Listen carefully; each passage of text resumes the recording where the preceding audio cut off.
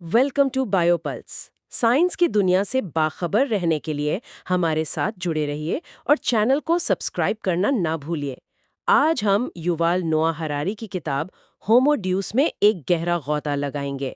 ये कोई आम किताब नहीं है। बिल्कुल नहीं। ये सिर्फ मुस्तकबिल की कोई पेशगोई नहीं करती, बल्कि ये हमें एक आईना दिखाती है कि हम बहैसियत इंसान क्या बनने जा रहे हैं। जी। हमारा मिशन ये समझना है कि हरारी के मुताबिक इंसानियत की पुरानी हजारों साला जंगें कैसे ख़त्म हुई और वो कौन सी नई, अजीब और शायद खतरनाक मंजिलें हैं जिनकी तरफ हम अब दौड़ लगा रहे हैं। बिल्कुल। हम खास तौर पर किताब के पहले हिस्से द न्यू ह्यूमन एजेंडा पर बात करेंगे। और ये वाकई एक जहन घुमा देने वाला सफ़र है।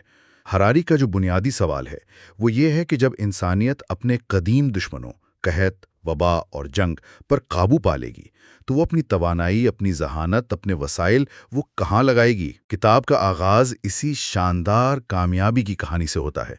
एक ऐसी कामयाबी जो इतनी मुकम्मल है कि हम उसे अक्सर नज़रअंदाज कर देते हैं। बिल्कुल, और यहीं से बात शुरू होती है।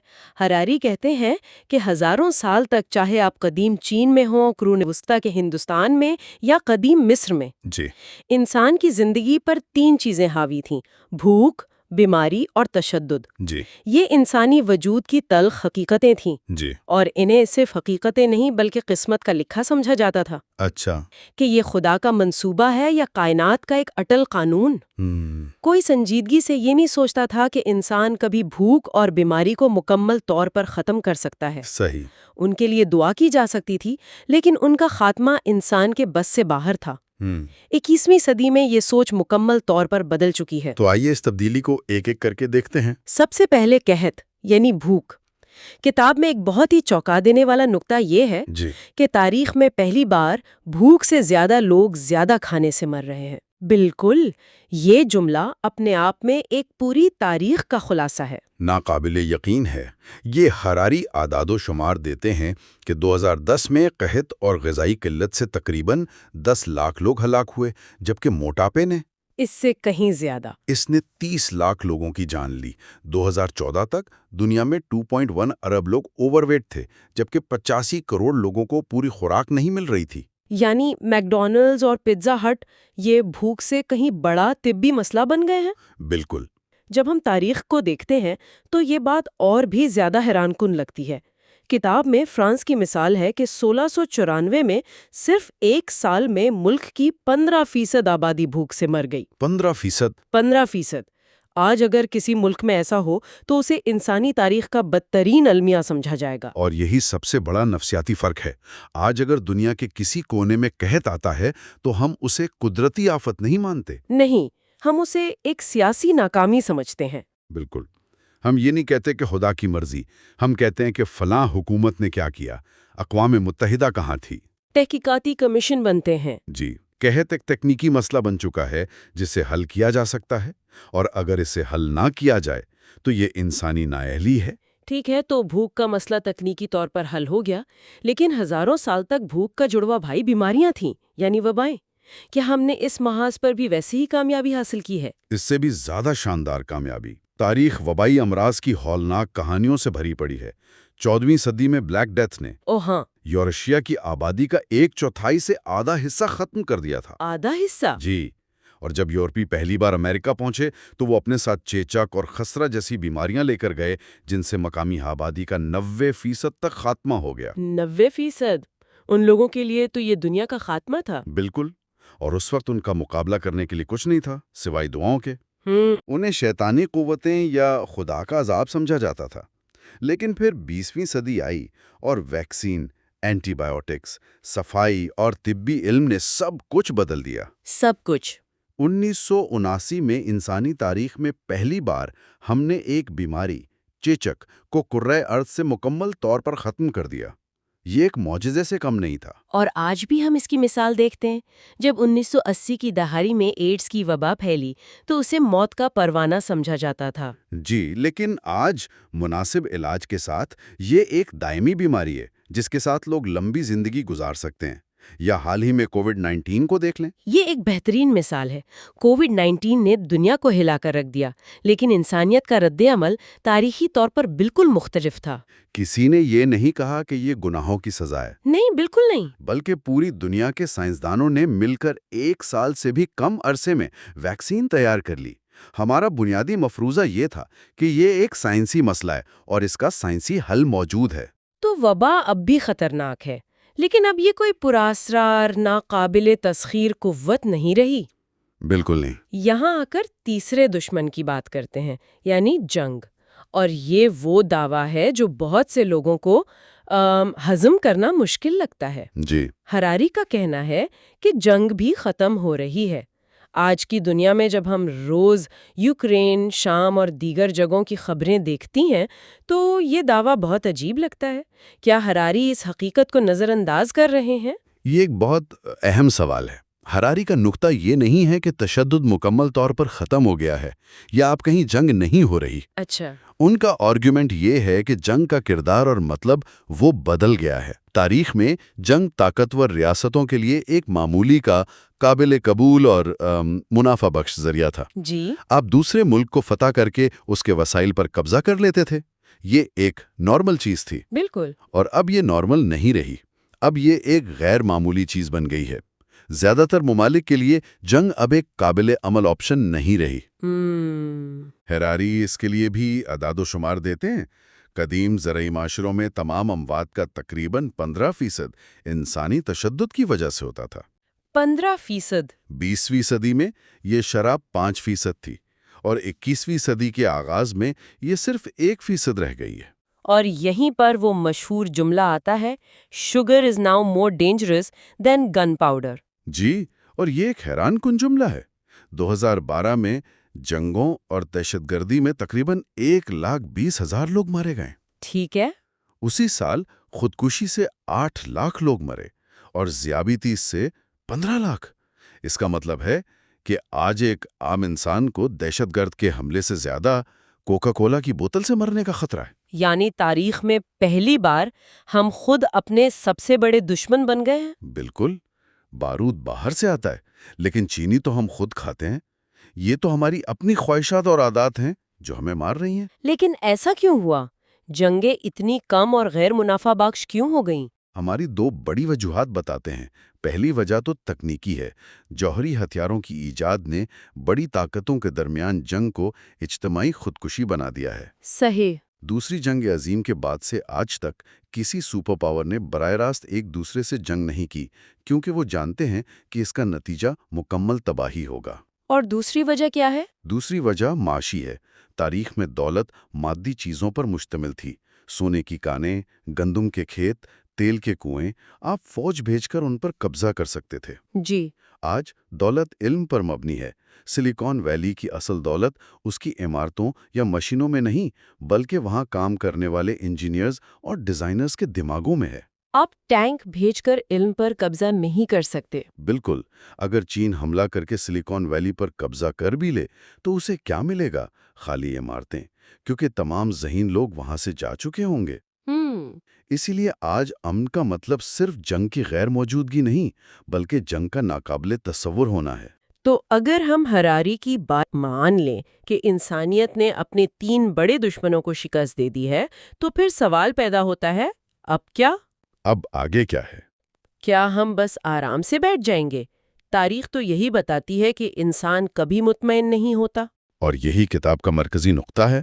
کامیابی مزید خواہشات کو جنم دیتی ہے۔ جب ہم بھوک، بیماری اور جنگ کی بقا کی جدوجہد سے اوپر اٹھتے ہیں تو ہم نئے زیادہ بلند عزائم پالتے ہیں۔ ٹھیک ہے۔ ہراری کے مطابق 21ویں صدی کا نیا انسانی ایجنڈا 3 چیزوں پر مشتمل ہوگا: لافانیت یعنی امورٹیلٹی، خوشی یعنی ہیپینس، اور الاویت، ڈیوینٹی۔ ہم موت پر قابو پانے، دائمی خوشی حاصل کرنے اور خود کو دیوتاؤں کی سطح تک اپ گریڈ کرنے کی کوشش کریں گے۔ ہم ہومو سیپین سے ہومو ڈیوز یعنی خدا نما انسان بننے کی کوشش کریں گے۔ بالکل۔ لافانیت، یہ لفظ سنتے ہی ذہن سائنس فکشن فلموں کی طرف چلا جاتا ہے۔ کیا یہ واقعی ایک سنجیدہ مقصد ہے؟ ہراری کا کہنا ہے کہ یہ اب ایک سنجیدہ مقصد بن چکا ہے۔ اس کی وجہ یہ ہے کہ ہم نے موت کے بارے میں اپنی سوچ بدل دی ہے۔ ہزاروں سال تک موت ایک مابعد الطبیعیاتی معاملہ تھا۔ ایک میٹا فزیکل مسٹری۔ جی، یہ پادریوں اور فلاسفروں کا موضوع تھا، لیکن اب سائنس کی نظر میں موت صرف ایک تکنیکی مسئلہ ہے۔ ایک تکنیکی مسئلہ؟ اس کا کیا مطلب ہے؟ اس کا مطلب یہ ہے کہ موت ہمیشہ کسی تکنیکی خرابی کی وجہ سے ہوتی ہے۔ دل کا دورہ، کینسر، کوئی انفیکشن یا آپ کے جسمانی نظام میں آنے والی خرابیاں ہیں۔ اچھا۔ اور ہر تکنیکی مسئلے کا ایک تکنیکی حل ہوتا ہے۔ ہمیں شاید وہ حل ابھی معلوم نہ ہو، لیکن اصولی طور پر وہ موجود ہے۔ تو موت اب کوئی الہامی یا خدائی فیصلہ نہیں، بلکہ ایک انجینئرنگ کا چیلنج ہے۔ کیا اس پر واقعی کوئی عملی کام ہو رہا ہے یا یہ صرف ایک خیال ہے؟ نہیں، اس پر بہت سنجیدہ کام اور بھاری سرمایہ کاری ہو رہی ہے، اور یہ کوئی چھوٹا موٹا سٹارٹ اپ نہیں ہے۔ گوگل، دنیا کی سب سے بڑی کمپنیوں میں سے ایک۔ جی، اس نے کیلیکو کے نام سے کمپنی بنائی ہے جس کا سرکاری مشن موت کو حل کرنا ہے، یعنی ٹو سالو ڈیتھ۔ واقعی؟ جی، پے پیل کے بانی پیٹر تھیل جیسے ارب پتی کھلے عام کہتے ہیں کہ وہ ہمیشہ زندہ رہنا چاہتے ہیں اور اس مقصد کے لیے کروڑوں ڈالر لگا رہے ہیں۔ تو یہ اب سائنس فکشن نہیں رہا، بلکہ دنیا کے سب سے ذہین انجینئرز کا ایک حقیقی کاروباری منصوبہ بن گیا ہے۔ بالکل۔ یہ واقعی حیران کن ہے۔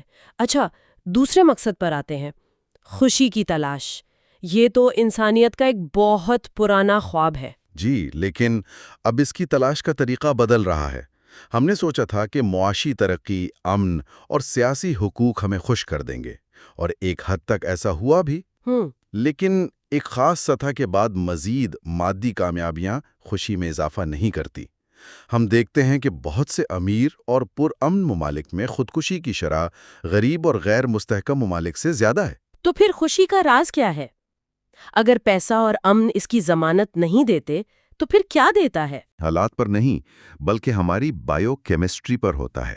ہماری اپنی کیمسٹری پر؟ جی، خوشی یا غم ہمارے دماغ میں پیدا ہونے والے کیمیکلز جیسے سیروٹونن، ڈوپامین، ان کے اتار چڑھاؤ کا نتیجہ ہے۔ یہ جسم میں پیدا ہونے والے خوشگوار احساسات کا نام ہے۔ تو پروموشن ملنے کی خوشی صرف ایک کیمیکل رش ہے؟ بالکل۔ آپ کو پروموشن ملتا ہے، آپ ایک دن خوش ہوتے ہیں، پھر اگلے ہفتے وہی پرانی ٹینشن واپس آ جاتی ہے۔ ہراری کہتے ہیں کہ یہ کوئی اتفاق نہیں، یہ ہماری بائیو کیمسٹری کا ڈیزائن ہے جو ہمیں بقا کے لیے حوصلہ افزائی کرنے کے لیے بنی ہے، نہ کہ دائمی خوشی دینے کے لیے۔ ایک منٹ، اگر یہ سب صرف کیمیکلز کا کھیل ہے تو کیا اس کا مطلب یہ ہے کہ ہماری تمام جد و جہد، بہتر سماج، انصاف، محبت، یہ سب بے معنی ہے؟ نہیں، یہ ایک بہت گہرا سوال ہے۔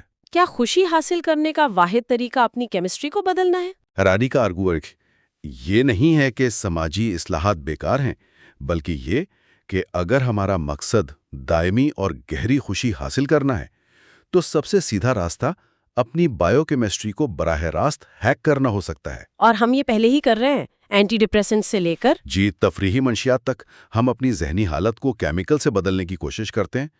مستقبل میں یہ ٹیکنالوجی کہیں زیادہ جدید اور مؤثر ہو جائے گی۔ اور اب آتے ہیں تیسرے اور سب سے بڑے ہدف پر، الوہیت یعنی خدا بننا۔ یہاں آ کر تو واقعی سر چکرا جاتا ہے۔ جی، لاپکانیت اور خوشی ایک بات ہے، لیکن خود کو خدا کی سطح پر اپ گریڈ کرنا یہ تو بالکل ہی الگ سطح کی بات ہے۔ کیا وہ واقعی یہ کہہ رہے ہیں کہ انسان خدا بننے کی کوشش کرے گا؟ یہ تو بہت بڑا دعویٰ ہے۔ جی، اور ہراری کے مطابق یہ کوئی نیا خیال نہیں۔ قدیم دیوتاؤں کی کہانیاں دیکھیں تو ان میں کیا خاص بات تھی؟ وہ لاپکانی تھے۔ وہ ہمیشہ خوش رہتے تھے اور وہ حقیقت کو اپنی مرضی کے مطابق بدل سکتے تھے۔ صحیح۔ آج انسان سائنس اور ٹیکنالوجی کے ذریعے بالکل یہی تین چیزیں حاصل کرنے کی کوشش کر رہا ہے۔ لافانیت اور خوشی کی تلاش دراصل الوہیت کی تلاش کے ہی دو پہلو ہیں۔ تو اس اپ گریڈ کے راستے کیا ہوں گے؟ ہم ہومو سیپین سے ہومو ڈیوس کیسے بنیں گے؟ کتاب میں 3 بڑے راستوں کا ذکر ہے۔ پہلا ہے بائیولوجیکل انجینئرنگ۔ ہم اپنے جینیاتی کوڈ کو کرسپر جیسی ٹیکنالوجی سے دوبارہ لکھ سکیں گے، یعنی بیماریوں کو ختم کرنا اور شاید اپنی ذہانت اور جسمانی صلاحیتوں کو بھی بڑھانا۔ بالکل۔ دوسرا راستہ ہے سائبر انجینئرنگ، یعنی اپنے جسم کو مشینوں اور کمپیوٹر سے جوڑنا۔ ہم اپنے دماغ کو براہ راست انٹرنیٹ سے جوڑ سکیں گے یا بائیونک اعضا لگا سکیں گے۔ اور تیسرا راستہ؟ تیسرا اور سب سے انقلابی راستہ ہے غیر نامیاتی مخلوق، یعنی ان آرگینک بینگز کی انجینئرنگ، مطلب ایسی مخلوق بنانا جو مکمل طور پر مصنوعی ہوں، جیسے مصنوعی ذہانت یا اے آئی؟ جی، یا ایسے ذہن جو کمپیوٹرز کے اندر رہتے ہوں۔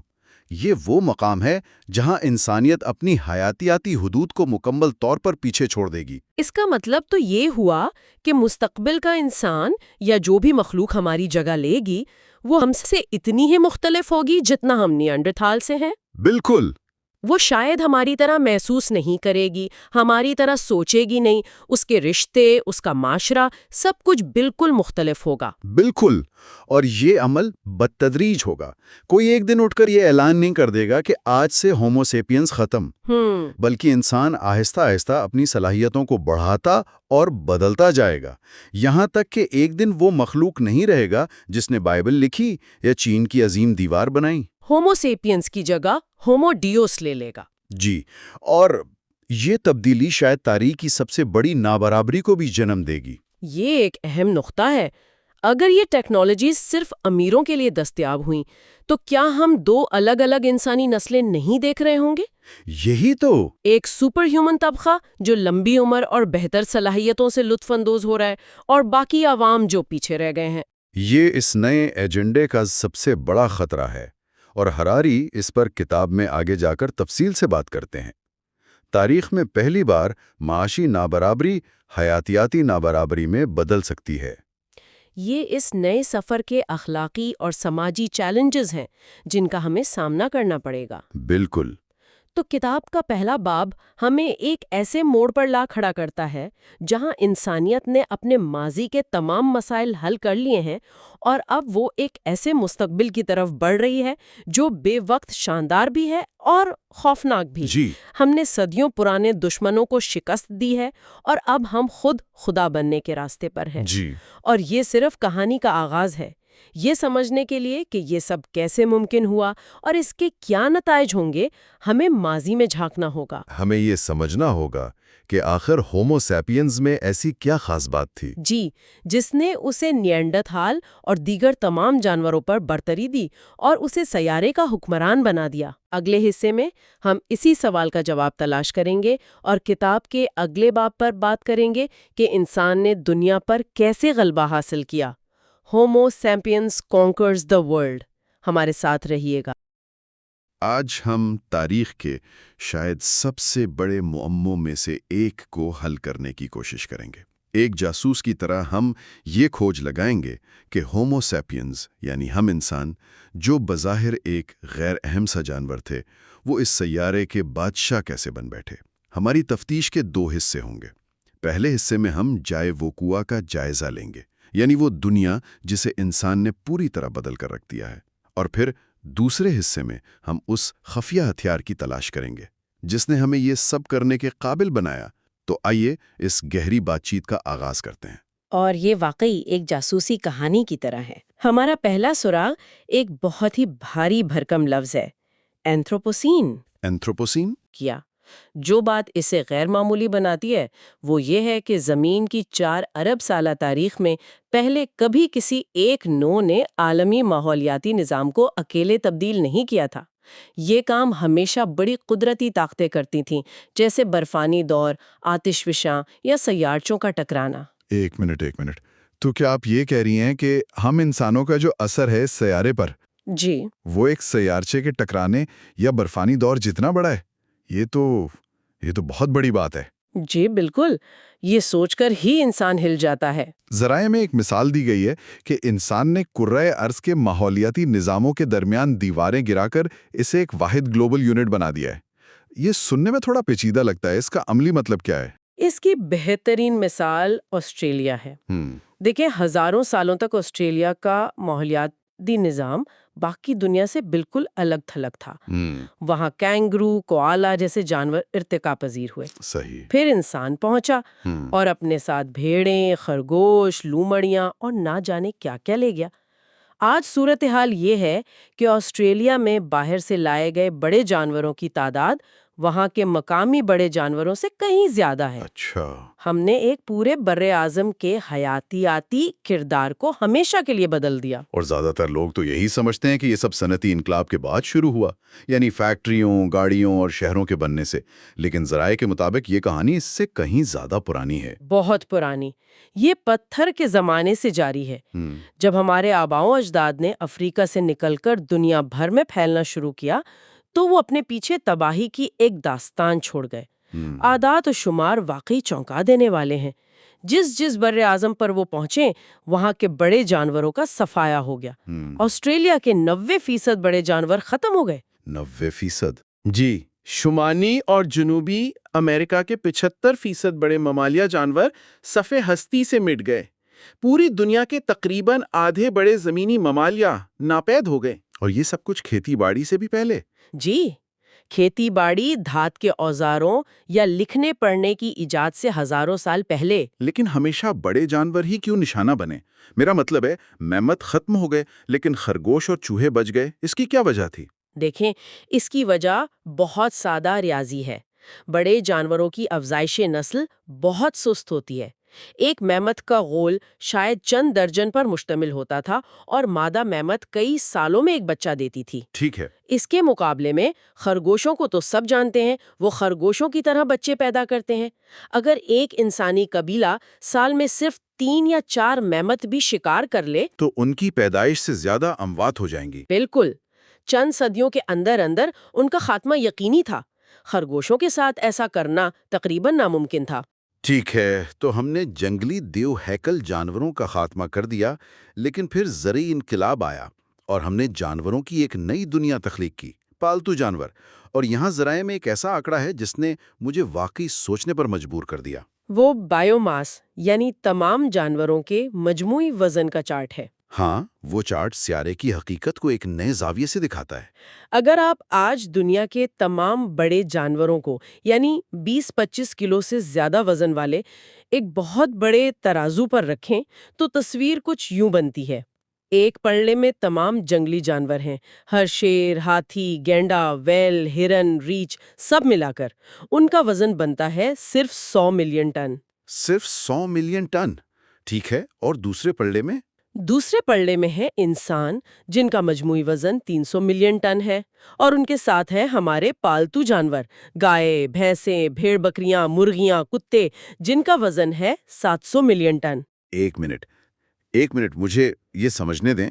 اس کا مطلب یہ ہوا کہ دنیا کے تمام جنگلی جانور ملا کر بھی ہماری پالتو گایوں اور مرغیوں کے وزن کے سامنے کچھ بھی نہیں۔ یہ تو سیارے کو دیکھنے کا پورا نظریہ ہی بدل دیتا ہے۔ یہ ناقابل یقین ہے۔ بالکل، ارتقائی نقطہ نظر سے دیکھیں تو گائے، مرغی اور سور تاریخ کے سب سے کامیاب جانور ہیں۔ ان کی آبادی اربوں میں ہے، لیکن ذرائع یہاں ایک بہت اہم اور تکلیف دہ سوال اٹھاتے ہیں۔ وہ کیا؟ کہ ان کی اجتماعی کامیابی کی قیمت انفرادی طور پر ہر جانور نے اپنی تکلیف کی صورت میں چکائی ہے۔ اس کا کیا مطلب؟ انہیں کھانا ملتا ہے، رہنے کو جگہ ملتی ہے، شکاریوں سے تحفظ ملتا ہے۔ یہ تو ایک اچھی ڈیل لگتی ہے۔ یہیں پر ارتقائی نفسیات ہماری سمجھ میں آتی ہے۔ دیکھیں، ایک جانور صرف زندہ رہنے اور نسل بڑھانے کی مشین نہیں ہوتا۔ لاکھوں سالوں کے ارتقاء نے اس کے اندر گہری جذباتی اور سماجی ضروریات پیدا کی ہیں۔ اچھا۔ ایک گائے کو گھومنے پھرنے، دوسرے جانوروں سے تعلق بنانے، اپنے بچڑے کو پالنے کی شدید جبلتی ضرورت ہوتی ہے۔ صنعتی فارمنگ کا نظام ان تمام ضروریات کو نظر انداز کر دیتا ہے۔ وہ ایک مرغی کو انڈے دینے والی مشین اور گائے کو دودھ اور گوشت پیدا کرنے والی بائیو مشین سمجھتا ہے، اس کی اندرونی دنیا کو نہیں۔ یہ تو بہت تاریک تصویر ہے۔ گویا ہم نے ایک ایسی دنیا بنائی ہے جو ہمارے لیے تو کام کرتی ہے، لیکن شاید ان اربوں جانوروں کے لیے ایک زندہ جہنم ہے۔ انسان نے اپنے اس رویے کا جواز کیسے پیش کیا؟ ہم اس سوچ تک کیسے پہنچے کہ باقی تمام مخلوقات صرف ہمارے استعمال کے لیے ہیں؟ ذرائع اس تبدیلی کو زرعی انقلاب کے بعد پھیلنے والے توحید پرست مذاہب کے عروج سے جوڑتے ہیں۔ ان سے پہلے جو نظام عقائد تھا اسے اینیمزم کہتے ہیں۔ اینیمزم، یہ کیا تھا؟ مطلب اس میں دنیا کو دیکھنے کا انداز کیسا تھا؟ آپ تصور کریں کہ آپ ایک شکاری کے طور پر جنگل میں چل رہے ہیں۔ آپ کے لیے وہ دریا صرف پانی کا بہاؤ نہیں ہے، وہ ایک زندہ روح ہے جس سے آپ بات کر سکتے ہیں، مچھلی پکڑنے کی اجازت مانگ سکتے ہیں۔ وہ پہاڑ صرف پتھروں کا ڈھیر نہیں بلکہ ایک بزرگ ہستی ہے۔ آپ کائنات کے مرکز میں نہیں ہیں، آپ دنیا کے ہزاروں کرداروں میں سے صرف ایک کردار ہیں۔ لیکن نئے مذاہب نے ایک نئی کہانی سنائی کیا کہانی؟ کہ کائنات کا مرکز انسان ہے اور باقی تمام مخلوقات، پودے اور جانور اسی کے لیے بنائے گئے ہیں۔ اس سوچ نے انسان اور باقی ماحولیاتی نظام کے درمیان ایک نفسیاتی فاصلہ پیدا کر دیا۔ ٹھیک ہے، تو ہم نے یہ تو ثابت کر دیا کہ انسان نے دنیا پر کتنا گہرا بلکہ تباہ کن اثر ڈالا ہے۔ ہم نے جائے وقوع کا معائنہ کر لیا ہے، لیکن یہ سب ایک بہت بڑے سوال کو جنم دیتا ہے۔ آخر کیسے؟ ہمارے اندر ایسی کیا خاص بات ہے؟ وہ کون سی چنگاری ہے جسے ہیومن سپارک کہا جاتا ہے؟ کیا یہ ہماری روح ہے یا ہمارا بڑا دماغ؟ وہ خفیہ جزو کیا ہے؟ یہی ہماری تفتیش کا دوسرا اور سب سے اہم حصہ ہے۔ روایتی طور پر اس کا جواب دیا جاتا تھا کہ صرف انسانوں کے پاس ایک لافانی روح یعنی ایٹرنل سول ہے، لیکن سائنس اس نظریے کی تائید نہیں کرتی۔ آج تک کی تمام تر سائنسی تحقیق کے باوجود کسی انسان یا جانور میں روح کا کوئی ٹھوس ثبوت نہیں ملا۔ اور نظریہ ارتقاء بھی اس تصور سے میل نہیں کھاتا ہے نا؟ ارتقاء کا عمل تو مرحلہ وار تبدیلی پر مبنی ہے۔ جس چیز کے حصے نہ ہوں وہ ارتقاء پذیر نہیں ہو سکتی۔ جیسے آنکھ ارتقاء کر سکتی ہے کیونکہ اس کے مختلف حصے ہیں، لینس، کارنیا، ریٹنا، جو وقت کے ساتھ بہتر ہو سکتے ہیں۔ لیکن ایک ایسی روح جس کا کوئی حصہ ہی نہ ہو، وہ کیسے ارتقاء کر سکتی ہے؟ یہ منطقی طور پر ممکن نہیں۔ بالکل۔ تو اگر روح نہیں تو ایک متبادل نظریہ ذہن یا شعور کا ہے، کانشسنس کا۔ شعور سے مراد ہمارے اندرونی تجربات کا بہاؤ ہے، خوشی، غم، غصہ، محبت جیسے احساسات۔ یہ کوئی خیالی چیز نہیں، یہ ایک ٹھوس حقیقت ہے جسے ہم ہر لمحہ محسوس کرتے ہیں۔ یعنی وہ چیزیں جو صرف ہمارے ذہن کے اندر ہوتی ہیں، جیسے بریانی کا ذائقہ یا دھوپ کی تپش کا احساس یا کسی لطیفے پر ہنسی آنا۔ سائنس ہمارے دماغ میں نیورونز کو تو دیکھ سکتی ہے، لیکن ہمارے احساس کو محسوس نہیں کر سکتی۔ بالکل، اور یہی سائنس کا سب سے بڑا معمہ ہے۔ ہمیں نہیں معلوم کہ دماغ میں چند کیمیائی اور برقی تعاملات سے درد یا محبت کا احساس کیسے پیدا ہوتا ہے۔ لیکن یہاں بھی ایک مسئلہ ہے۔ زیادہ تر سائنسدان مانتے ہیں کہ دوسرے جانوروں، خاص طور پر ممالیہ اور پرندوں میں بھی شعور موجود ہے۔ صحیح۔ ایک کتا بھی خوشی اور تکلیف محسوس کرتا ہے، تو شعور بھی وہ منفرد سپارک نہیں ہو سکتا جو صرف انسانوں کے پاس ہو۔ تو اگر روح نہیں اور منفرد شعور بھی نہیں تو پھر کیا؟ زیادہ تر لوگ تو یہی سوچیں گے کہ انسان کی برتری کی وجہ اس کے اوزار بنانے کی صلاحیت ہے، یا اس کا بڑا دماغ ہے نا، کہ ہم نے پتھر سے ہتھیار بنائے اور سب پر قابو پا لیا۔ یہ ایک عام خیال ہے، لیکن ذرائع یہاں ایک بہت ہی حیران کن نقطہ پیش کرتے ہیں۔ وہ کہتے ہیں کہ انفرادی سطح پر آج سے 30,000 سال پہلے کا ایک شکاری شاید آج کے اوسط انسان سے زیادہ ذہین، ہوشیار اور حسی طور پر بیدار تھا۔ اچھا۔ جی، اس کی بقا کا انحصار ہر لمحہ اس کی حاضر دماغی پر تھا۔ اسے اپنے ارد گرد کے ماحول کا جو علم تھا وہ آج ہم میں سے کسی کے پاس نہیں، لیکن بحیثیت نو ہم آج کہیں زیادہ طاقتور ہیں۔ تو اگر انفرادی ذہانت وجہ نہیں تو پھر اصل وجہ کیا ہے؟ وہ خفیہ ہتھیار کیا ہے؟ وہ خفیہ ہتھیار ہے بڑی تعداد میں لچکدار طریقے سے تعاون کرنے کی صلاحیت۔ Flexible cooperation in large numbers. جی بالکل، یہی وہ ایک چیز ہے جو انسان کو باقی تمام جانوروں سے ممتاز کرتی ہے۔ ٹھیک ہے، اس جملے کو تھوڑا کھولتے ہیں۔ بڑی تعداد میں لچکدار تعاون، اس کا دوسرے جانوروں سے موازنہ کر کے سمجھائیں۔ بہت اچھا سوال ہے۔ آئیے چینٹیوں کو دیکھتے ہیں۔ وہ لاکھوں کی تعداد میں مل کر کام کرتی ہیں، لیکن ان کا تعاون انتہائی سخت اور غیر لچکدار ہوتا ہے۔ وہ اپنی جبلت میں قید ہیں۔ وہ راتوں رات اپنی سماجی ساخت کو بدل کر اپنی ملکہ کو پھانسی نہیں دے سکتی اور ایک جمہوریہ قائم نہیں کر سکتی۔ صحیح۔ دوسری طرف چمپینزی ہیں۔ وہ لچکدار تعاون کرتے ہیں۔ وہ نئے طریقے سیکھ سکتے ہیں، لیکن صرف چھوٹے گروہوں میں۔ ان کا تعاون ذاتی جان پہچان پر مبنی ہوتا ہے۔ آپ کبھی بھی 10,000 چمپینزیوں کو مل کر وال سٹریٹ یا اقوام متحدہ جیسی کوئی چیز بناتے ہوئے نہیں دیکھیں گے۔ لیکن انسان، ہم لاکھوں بلکہ کروڑوں اجنبیوں کے ساتھ مل کر کام کر سکتے ہیں۔ ہم شہر بناتے ہیں، ملک چلاتے ہیں، عالمی تجارتی نظام قائم کرتے ہیں۔ یہ سب ان لوگوں کے ساتھ مل کر ہوتا ہے جن سے ہم زندگی میں کبھی نہیں ملے۔ تو سوال یہ ہے کہ وہ کون سا گوند ہے جو ان لاکھوں اجنبیوں کو ایک ساتھ جوڑ کر رکھتا ہے؟ وہ گوند ہے کہانیاں۔ کہانیاں؟ جی، فکشن۔ ایسی چیزیں جن کا حقیقت میں کوئی وجود نہیں، لیکن وہ صرف ہمارے مشترکہ تخیل میں موجود ہیں۔ ذرائع انہیں مشترکہ تخیلاتی حقیقتیں یا انٹر سبجیکٹیو ریالٹیز کہتے ہیں۔ آپ کی مراد ہے پیسہ، قومیں، کارپوریشنز اور انسانی حقوق جیسی چیزیں؟ بالکل، یہ چیزیں دریاؤں، درختوں اور شیروں کی طرح ٹھوس حقیقت نہیں رکھتی۔ آپ گوگل کے دفتر کو چھو سکتے ہیں، لیکن گوگل نامی کارپوریشن کو نہیں۔ وہ ایک قانونی تصور ہے۔ ٹھیک ہے۔ آپ 1000 روپے کے نوٹ کو چھو سکتے ہیں، لیکن اس کی قیمت صرف ایک کہانی ہے جس پر ہم سب یقین رکھتے ہیں۔ اگر کل ہم سب یقین کرنا چھوڑ دیں تو یہ صرف کاغذ کا ایک ٹکڑا رہ جائے گا۔ یہ تو بہت دلچسپ بات ہے۔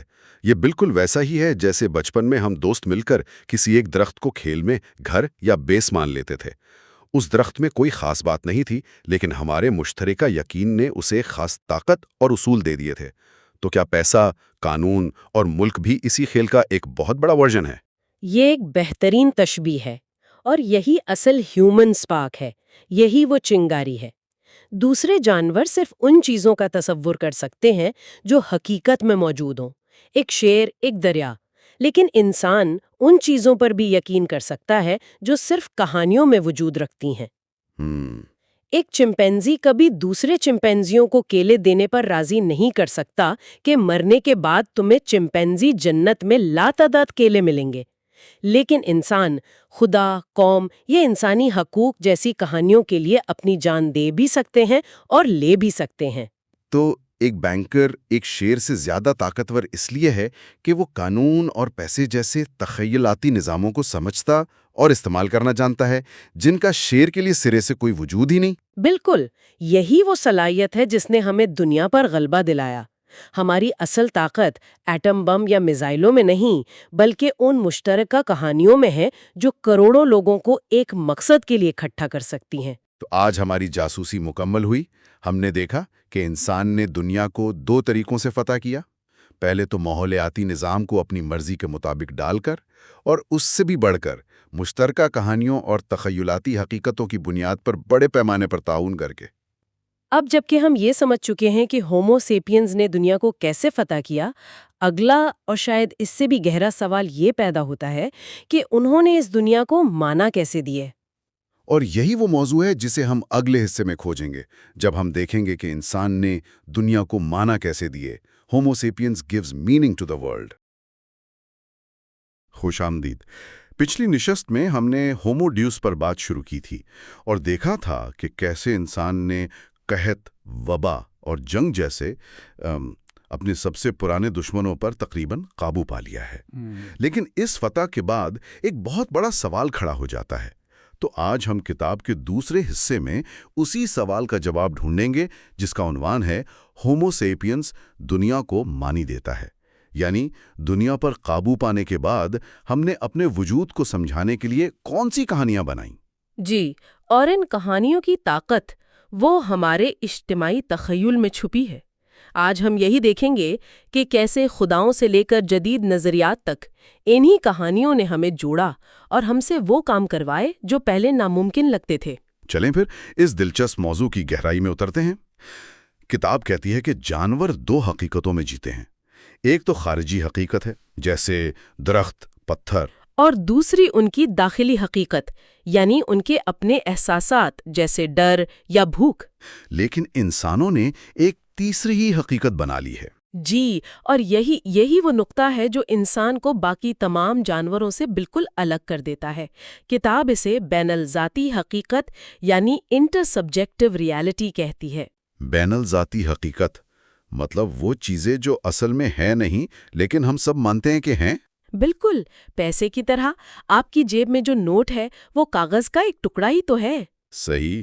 لیکن چونکہ اربوں لوگ مانتے ہیں کہ اس کی کوئی قدر ہے تو وہ دنیا کی سب سے طاقتور چیزوں میں سے ایک بن جاتا ہے۔ تو پھر قومیں، انسانی حقوق، یہاں تک کہ بڑی بڑی کمپنیاں، یہ سب بھی اسی تخیل کا حصہ ہیں۔ بالکل، یہ سب ہمارے مشترکہ یقین کے ایک جال میں بنے ہوئے ہیں، ان کا کوئی مادی وجود نہیں ہے۔ اور یہ جال وقت کے ساتھ ساتھ پھیلتا گیا۔ جی، زرعی انقلاب نے لاکھوں لوگوں کو اکٹھا تو کر دیا، لیکن انہیں جوڑنے کے لیے ایک مشترکہ کہانی کی ضرورت تھی، اور پھر تحریر کی ایجاد نے سب کچھ بدل دیا۔ اچھا، تحریر نے کیسے بدلا؟ سکتے تھے، ان پر ٹیکس لگا سکتے تھے اور ایک منظم سلطنت چلا سکتے تھے۔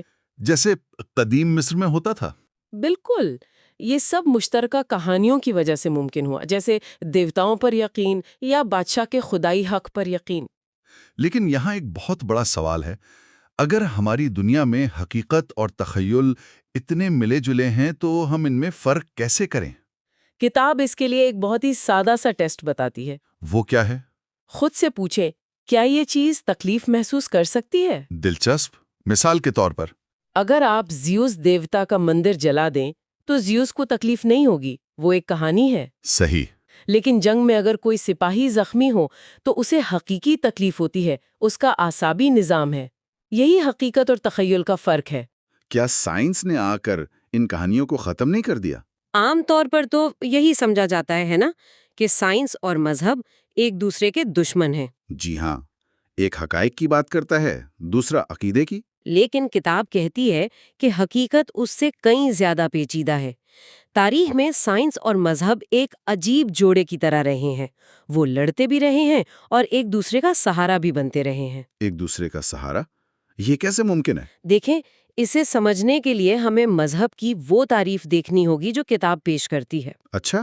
مصنف کے مطابق مذہب صرف خدا پر یقین نہیں، بلکہ کوئی بھی ایسا نظام جو انسانی معاشرے کو کوئی مافوق الفطرت جواز دے، یعنی ایسے قوانین جو انسانوں نے نہیں بنائے اور جنہیں وہ بدل نہیں سکتے۔ ایک منٹ، اس تعریف کے حساب سے تو پھر کمیونزم بھی ایک مذہب ہوا؟ بالکل، اور یہی اس کتاب کا ایک چونکا دینے والا نقطہ ہے۔ لیکن کمیونزم تو مذہب کا سب سے بڑا دشمن سمجھا جاتا ہے۔ جی، لیکن وہ تاریخ کے غیر انسانی قوانین یعنی طبقاتی جد و جہد پر یقین رکھتا تھا، ہے نا؟ مارکس اور اینگلز کے لیے یہ قوانین اتنے ہی سچے تھے جتنے کسی مذہبی شخص کے لیے خدائی احکامات۔ ٹھیک ہے، یہ زاویہ تو واقعی نیا ہے۔ تو اگر ہم اس تعریف کو مان لیں تو سائنس اور مذہب کا رشتہ کیسے کام کرتا ہے؟ کتاب کہتی ہے کہ سائنس ہمیں طاقت دیتی ہے اور مذہب ہمیں مقصد دیتا ہے، یعنی اخلاقیات۔ اچھا۔ سائنس بتاتی ہے کہ کیا ہے، جبکہ مذہب بتاتا ہے کہ کیا ہونا چاہیے۔ اس کی کوئی مثال؟ چین کا 3 گورجز ڈیم، سائنسدان یہ بتا سکتے تھے کہ ڈیم پر کتنا خرچ آئے گا، کتنی بجلی بنے گی اور کتنے گاؤں ڈوبیں گے۔ لیکن وہ یہ فیصلہ نہیں کر سکتے تھے کہ یہ فائدہ مند ہے یا نہیں۔ بالکل، وہ یہ نہیں بتا سکتے تھے کہ کیا یہ معاشی فائدہ ایک قدیم مندر کو ڈبونے سے زیادہ قیمتی ہے۔ یہ فیصلہ ایک نظریے نے کیا، اس وقت کے کمیونسٹ نظریے نے۔ تو سائنس نے کیسے کا جواب دیا اور نظریے نے کیوں کا؟ جی۔ سائنس اخلاقی طور پر غیر جانبدار ہوتی ہے، وہ ایٹم بم بھی بنا سکتی ہے اور ہسپتال بھی۔ فیصلہ ہمیشہ ایک نظریاتی فریم ورک کرتا ہے۔ تو پھر جدید انسان نے کون سا راستہ چنا؟ اس نے کس چیز پر سودا کیا؟ یہیں سے کتاب جدید معاہدے کا تصور متعارف کرواتی ہے۔ یہ وہ سودا ہے جو جدیدیت نے ہم سب کے سامنے رکھا ہے۔ اور اس معاہدے کی شرطیں کیا ہیں؟ شرط بہت سیدھی سادی ہے، لیکن جب آپ اس پر سوچیں تو کافی گہری ہے۔ اچھا۔ انسان طاقت حاصل کرنے کے بدلے معنی کو ترک کرنے پر راضی ہو گیا۔ طاقت کے بدلے معنی کو؟ یہ تو بہت ہی مایوس کن سودا نہیں لگتا؟ لگتا تو ہے۔ اس کا مطلب یہ ہے کہ پہلے انسان خود کو ایک عظیم کائناتی منصوبے کا حصہ سمجھتا تھا، زندگی کا ایک مقصد تھا جو خدا نے یا تقدیر نے لکھا تھا۔ جی، اس سے زندگی بامانی لگتی تھی، لیکن انسان کی طاقت محدود تھی۔ جدید ثقافت اس منصوبے کو مسترد کرتی ہے۔ وہ کہتی ہے کہ کائنات کا کوئی مقصد نہیں، کوئی اسکرپٹ نہیں۔ تو ایک طرف ہمارے پاس ناقابل یقین طاقت ہے، لیکن دوسری طرف ہم ایک بے معنی کائنات میں اکیلے کھڑے ہیں۔ بالکل، اور یہی جدید معاہدے کا دوہرا پہلو ہے۔ لیکن اسی طاقت سے ہم نے قحط اور وبا جیسی چیزوں پر قابو پایا ہے۔ ہاں، یہ بات تو ہے، لیکن اگر زندگی کا کوئی پہلے سے طے شدہ مطلب نہیں رہا تو ہمارا معاشرہ بکھرا کیوں نہیں؟ بہت اہم سوال ہے۔ کتاب کا جواب ہے کہ اس خلا کو ایک نئے انقلابی مذہب نے پُر کیا ہے، اور وہ کیا ہے؟ ہیومنزم، یعنی بشریت۔ ہیومنزم، یہ لفظ ہم بہت سنتے ہیں، لیکن اس کا مطلب کیا ہے کتاب کے مطابق؟ کتاب کے مطابق ہیومنزم ایک مکمل مذہب ہے جس کا مرکزی عقیدہ انسانیت کی عبادت ہے۔ عبادت؟ جی، اس نے سارا کھیل ہی الٹ دیا۔ پہلے خدا یا کائنات انسانی تجربات کو مانی دیتے تھے۔ اور اب انسان خود دیتا ہے؟ بالکل، اب انسانی تجربہ ہی ہر چیز کا مرکز ہے۔ اس کا بنیادی حکم ہے ایک بے معنی دنیا کے لیے معنی پیدا کرو۔ تو گویا ہر چیز الٹ دی گئی، جہاں پہلے خدا کا حکم تھا وہاں اب میرے احساسات ہیں۔ آپ نے بالکل صحیح پکڑا، یہ ایک مکمل انقلاب تھا۔ اخلاقیات میں خدا نے ایسا کہا کی جگہ اگر یہ اچھا محسوس ہوتا ہے تو کرو نے لے لی۔ اور سیاست میں بادشاہ کی جگہ ووٹر نے؟ جی، ووٹر بہتر جانتا ہے۔ معاشیات میں گاہک ہمیشہ صحیح ہوتا ہے، جمالیات میں خوبصورتی دیکھنے والے کی آنکھ میں ہوتی ہے۔ اور تعلیم میں اپنے لیے خود سوچو پر زور دیا جانے لگا۔ بالکل، اختیار اور معنی کا سرچشمہ خدا سے چھین کر انسان کو دے دیا گیا۔ لیکن ہیومنزم بھی تو کوئی ایک نظریہ نہیں ہے، اس کے اندر بھی تو شاخیں ہیں۔ جی، اور کتاب کہتی ہے کہ 20ویں صدی کی تاریخ دراصل ہیومنزم کی اندرونی جنگ کی کہانی ہے۔ اچھا؟ اس کی 3 بڑی شاخیں ہیں۔ پہلی ہے لبرل ہیومنزم، جو آج غالب ہے۔ یہ فرد کی آزادی اور اس کے منفرد تجربے کو سب سے زیادہ اہمیت دیتا ہے۔ اور دوسری؟ دوسری ہے سوشلسٹ ہیومنزم۔ یہ کہتی ہے کہ ہمیں دوسروں کے تجربات، خاص طور پر مظلوم طبقوں پر توجہ دینی چاہیے۔ یہ اجتماعیت پر زور دیتی ہے۔ تو لبرل اور سوشلسٹ ہیومنزم میں بنیادی جھگڑا فرد اور اجتماعیت کا ہے؟ جی ہاں، ایک کہتا ہے سچائی میرے اندر ہے، دوسرا کہتا ہے سچائی ہمارے درمیان ہے۔ اور تیسری شاخ؟ تیسری اور سب سے متنازعہ ارتقائی ہیومنزم ہے۔ یہ نام سن کر ہی کچھ خطرناک سا لگتا ہے۔ یہ ڈارون کے نظریے پر مبنی ہے۔ یہ کہتا ہے کہ انسانیت ارتقا پذیر ہے اور کچھ انسان دوسروں سے برتر ہیں۔ نازی اعظم اس کی سب سے بھیانک مثال تھی۔ تو کتاب یہ کہہ رہی ہے کہ عالمی جنگیں دراصل ان 3 ہیومنسٹ فرقوں یعنی لبرلزم، کمیونزم اور نازی اعظم کے درمیان لڑی جانے والی مذہبی جنگیں تھیں۔ جی، کتاب کا یہی موقف ہے۔ یہ تاریخ کی سب سے مہلک جنگیں تھیں جو اس سوال پر لڑی گئیں کہ انسان کی صحیح تعریف کیا ہے، اور اس جنگ میں آج لبرلزم کا پیکج فاتح بن کر ابھرا ہے۔ تو آج کی گفتگو کا خلاصہ یہ ہے کہ ہم نے دیکھا کہ کیسے سیپینز نے کائنات کے منصوبوں سے آگے بڑھ کر خود انسانی تجربے کو ہی معنی اور اختیار کا حتمی ذریعہ بنا لیا۔ بالکل، لیکن کتاب یہاں پر ایک بہت ہی چونکا دینے والا خیال پیش کرتی ہے جو ہمیں اگلے حصے کی طرف لے جاتا ہے۔ اچھا، وہ کیا ہے؟ وہ یہ کہ ہیومنزم کی اپنی کامیابی ہی شاید اس کے زوال کی وجہ بن جائے۔ وہ کیسے؟ ہیومنزم نے ہمیں لافانیت، خوشی اور الوہیت حاصل کرنے کے منصوبے دیے ہیں۔ ان کے لیے ہم بائیو ٹیکنالوجی اور آرٹیفیشل انٹیلیجنس استعمال کر رہے ہیں۔ جی۔ لیکن یہی ٹیکنالوجیز آزاد فرد کے تصور کو ہی ختم کر سکتی ہیں۔ جب الگوریدم ہمیں ہم سے بہتر جاننے لگیں گے تو کیا آزاد مرضی کا کوئی مطلب رہ جائے گا؟ یہ ایک بہت ہی گہرا اور پریشان کن سوال ہے، اور لگتا ہے کہ یہ ہماری اگلی گفتگو کا بہترین موضوع ہے۔ اگلے حصے میں ہم اسی پر بات کریں گے کہ انسان کیسے اپنے ہی بنائے ہوئے نظام کے کنٹرول سے نکل رہا ہے۔ ہم سب اپنی زندگی کے بڑے فیصلے خود کرنا چاہتے ہیں۔ کس سے شادی کریں، کون سا کریئر چنیں، کس کو ووٹ دیں۔ ہم مانتے ہیں کہ یہ ہماری آزاد مرضی ہے، لیکن کیا ہو اگر سائنس یہ ثابت کر دے کہ یہ آزاد مرضی جو ہے وہ صرف ایک وہم ہے؟ آج ہم کتاب ہومو ڈیوس کی دنیا میں ایک گہری گفتگو کر رہے ہیں، یہ جاننے کے لیے کہ کیا ٹیکنالوجی ہمیں صرف غلام بنانے نہیں بلکہ ہماری انسانیت کی تعریف ہی بدلنے آ رہی ہے۔ یہ واقعی ایک دھماکہ خیز خیال ہے، اور یہی اس کتاب کے آخری حصے کا مرکزی نقطہ ہے۔ دیکھیں، پچھلی 3 صدیوں سے ہماری پوری تہذیب، ہمارا قانون، سیاست، معیشت، سب کچھ لبرلزم کے 3 ستونوں پر کھڑا ہے۔ اور وہ 3 ستون کون سے ہیں؟ پہلا کہ میں ایک فرد ہوں، ایک اکائی. دوسرا، میری مرضی آزاد ہے اور میرے فیصلے میرے ہیں. اور تیسرا، کوئی بھی مجھ سے بہتر نہیں جان سکتا. کتاب کا دعویٰ یہ ہے کہ سائنس کی لیبارٹری میں ایک ٹائم بم ٹک ٹک کر رہا ہے جو ان تینوں ستونوں کو گرانے والا ہے. کیا تھا، کسی نے مجھ سے کروایا نہیں تھا. بالکل، اور یہی اس خیال کی سب سے دلچسپ بات ہے. ہمیں محسوس یہی ہوتا ہے، لیکن سائنس اس کی بڑی دلچسپ وضاحت کرتی ہے. وہ کہتے ہیں کہ ہمارے فیصلے 2 میں سے کسی ایک کھانے میں گرتے ہیں. یا تو وہ ڈٹرمنٹ ہوتے ہیں، یعنی ہمارے جینز، ہمارے بچپن کے تجربات اور ہمارے ماحول کا سیدھا سیدھا نتیجہ، یا پھر وہ بالکل بے ترتیب یعنی رینڈم ہوتے ہیں، جیسے کسی ایٹم کا اچانک ٹوٹ جانا. اچھا، اب آپ سوچیں، ان دونوں میں آزادی کہاں ہے؟ ایک مجبوری ہے، دوسرا حادثہ. آزاد مرضی تو دونوں میں نہیں ہے. یعنی آپ یہ کہہ رہے ہیں کہ جو مجھے اپنا فیصلہ لگ رہا ہے وہ دراصل میرے دماغ میں چلنے والے لاکھوں بائیو کیمیکل ری ایکشنز کا نتیجہ ہے جن پر میرا کوئی کنٹرول ہی نہیں. کتاب کے مطابق بالکل یہی بات ہے. ارتقاء کے نظریے کو ہی دیکھ لیں. اگر جانور واقعی آزادی سے فیصلے کرتے کہ کس کے ساتھ نسل بڑھانی ہے یا کون سا خطرہ مول لینا ہے، تو قدرتی انتخاب یعنی نیچرل سلیکشن کا نظام کبھی کام ہی نہ کر پاتا. یہ نظام تو اسی لیے کامیاب ہے کہ جینز اور ماحول کا دباؤ جانداروں سے مخصوص فیصلے کرواتا ہے.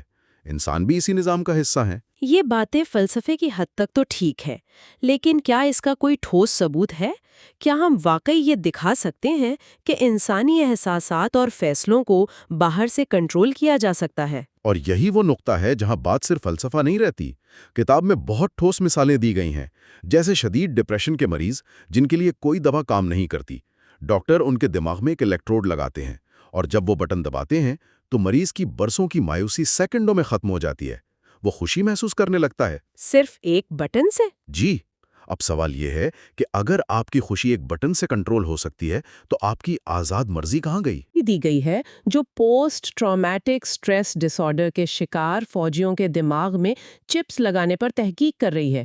اگر فوج ایک فوجی کے دکھ کو بٹن دبا کر بند کر سکتی ہے تو کیا وہ اسے ایک بے رحم قاتل مشین میں بھی تبدیل نہیں کر سکتی جسے جنگ کے بعد کوئی پچھتاوا نہ ہو؟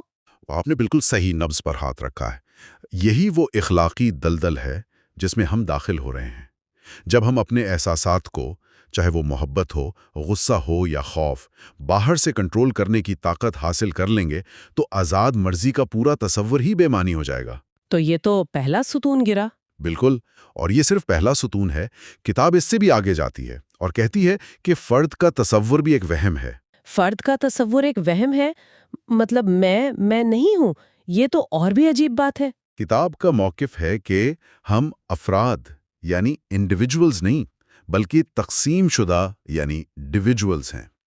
ہمارے اندر کوئی ایک حقیقی خودی یا ٹرو سیلف نہیں ہے.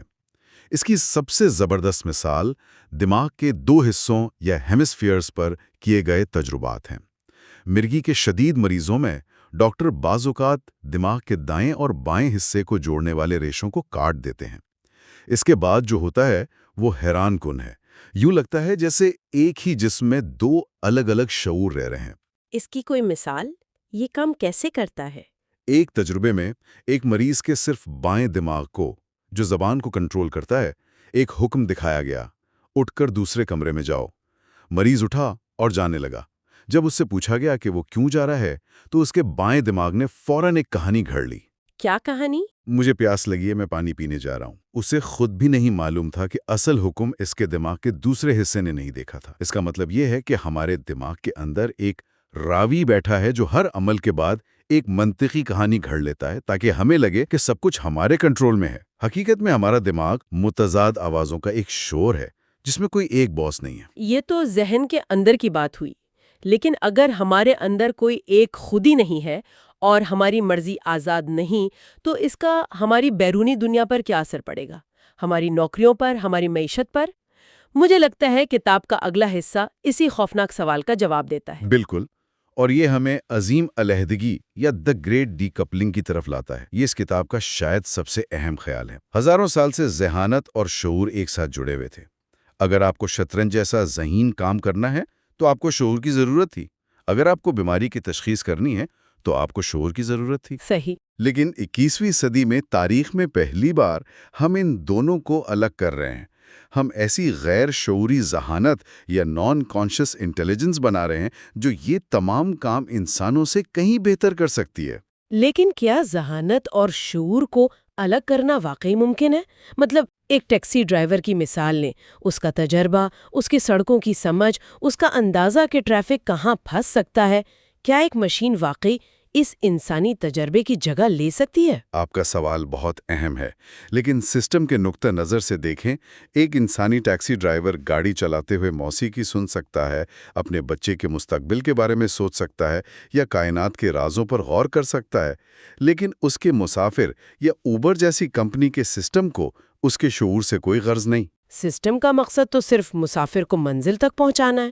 بالکل، سسٹم کا صرف ایک مقصد ہے، مسافر کو پوائنٹ اے سے پوائنٹ بی تک محفوظ، جلدی اور سستے میں پہنچانا۔ ایک خودکار گاڑی جس کے پاس کوئی شعور نہیں، کوئی احساسات نہیں، وہ یہ کام انسان سے بہتر کر سکتی ہے۔ وہ تھکتی نہیں، غصے میں نہیں آتی اور ٹریفک کے قوانین نہیں توڑتی۔ سسٹم کے لیے ذہانت اہم ہے، شعور نہیں۔ یہ بات سن کر تو مجھے واقعی تھوڑی گھبراہٹ ہو رہی ہے۔ اگر الگوریدمز، ڈرائیور، ڈاکٹر، یہاں تک کہ استاد سے بہتر کام کر سکتے ہیں، تو پھر کروڑوں انسانوں کا مستقبل کیا ہوگا؟ کیا ہم سب بیکار ہو جائیں گے؟ یہ 21ویں صدی کا سب سے بڑا معاشی اور سیاسی سوال ہو سکتا ہے۔ کتاب ایک بہت ہی پریشان کن امکان پیش کرتی ہے۔ وہ کہتی ہے کہ تاریخ میں پہلی بار شاید ایک بہت بڑی ویلیو لیس کلاس یا یوز لیس کلاس پیدا ہو جائے۔ ماضی میں جب بھی نئی ٹیکنالوجی آئی، جیسے صنعتی انقلاب، تو کسانوں کی نوکریاں ختم ہوئیں، لیکن فیکٹریوں میں نئی نوکریاں پیدا ہو گئیں۔ ہاں، لیکن اب فرق ہے۔ اب فرق یہ ہے کہ مصنوعی ذہانت صرف جسمانی کام نہیں بلکہ ذہنی کام بھی ہم سے چھین رہی ہے۔ تو اس بیکار کلاس کا کیا حل ہوگا؟ کیا حکومتیں انہیں کوئی بنیادی تنخواہ دیں گی؟ کتاب ایک اس سے بھی زیادہ تاریک امکان کی طرف اشارہ کرتی ہے۔ وہ کہتی ہے کہ شاید ان کروڑوں لوگوں کو مصروف رکھنے کا حل انہیں ڈرگز اور کمپیوٹر گیمز میں غرق کر دینا ہو۔ انہیں ایسی ورچوئل دنیاؤں میں مصروف رکھا جائے جہاں وہ اپنی کامیابیاں حاصل کریں اور خوش رہیں، تاکہ وہ حقیقی دنیا کے نظام میں خلل نہ ڈالیں۔ یہ تو بہت خوفناک ہے۔ اگر ایسا ہوتا ہے تو یہ لبرلزم کے اس بنیادی عقیدے پر سب سے بڑا حملہ ہوگا کہ ہر انسانی زندگی اور ہر انسانی تجربہ مقدس اور قیمتی ہے۔ اگر کروڑوں لوگوں کے تجربات سسٹم کے لیے غیر اہم ہو جائیں تو ان کی قدر کیا رہ جائے گی؟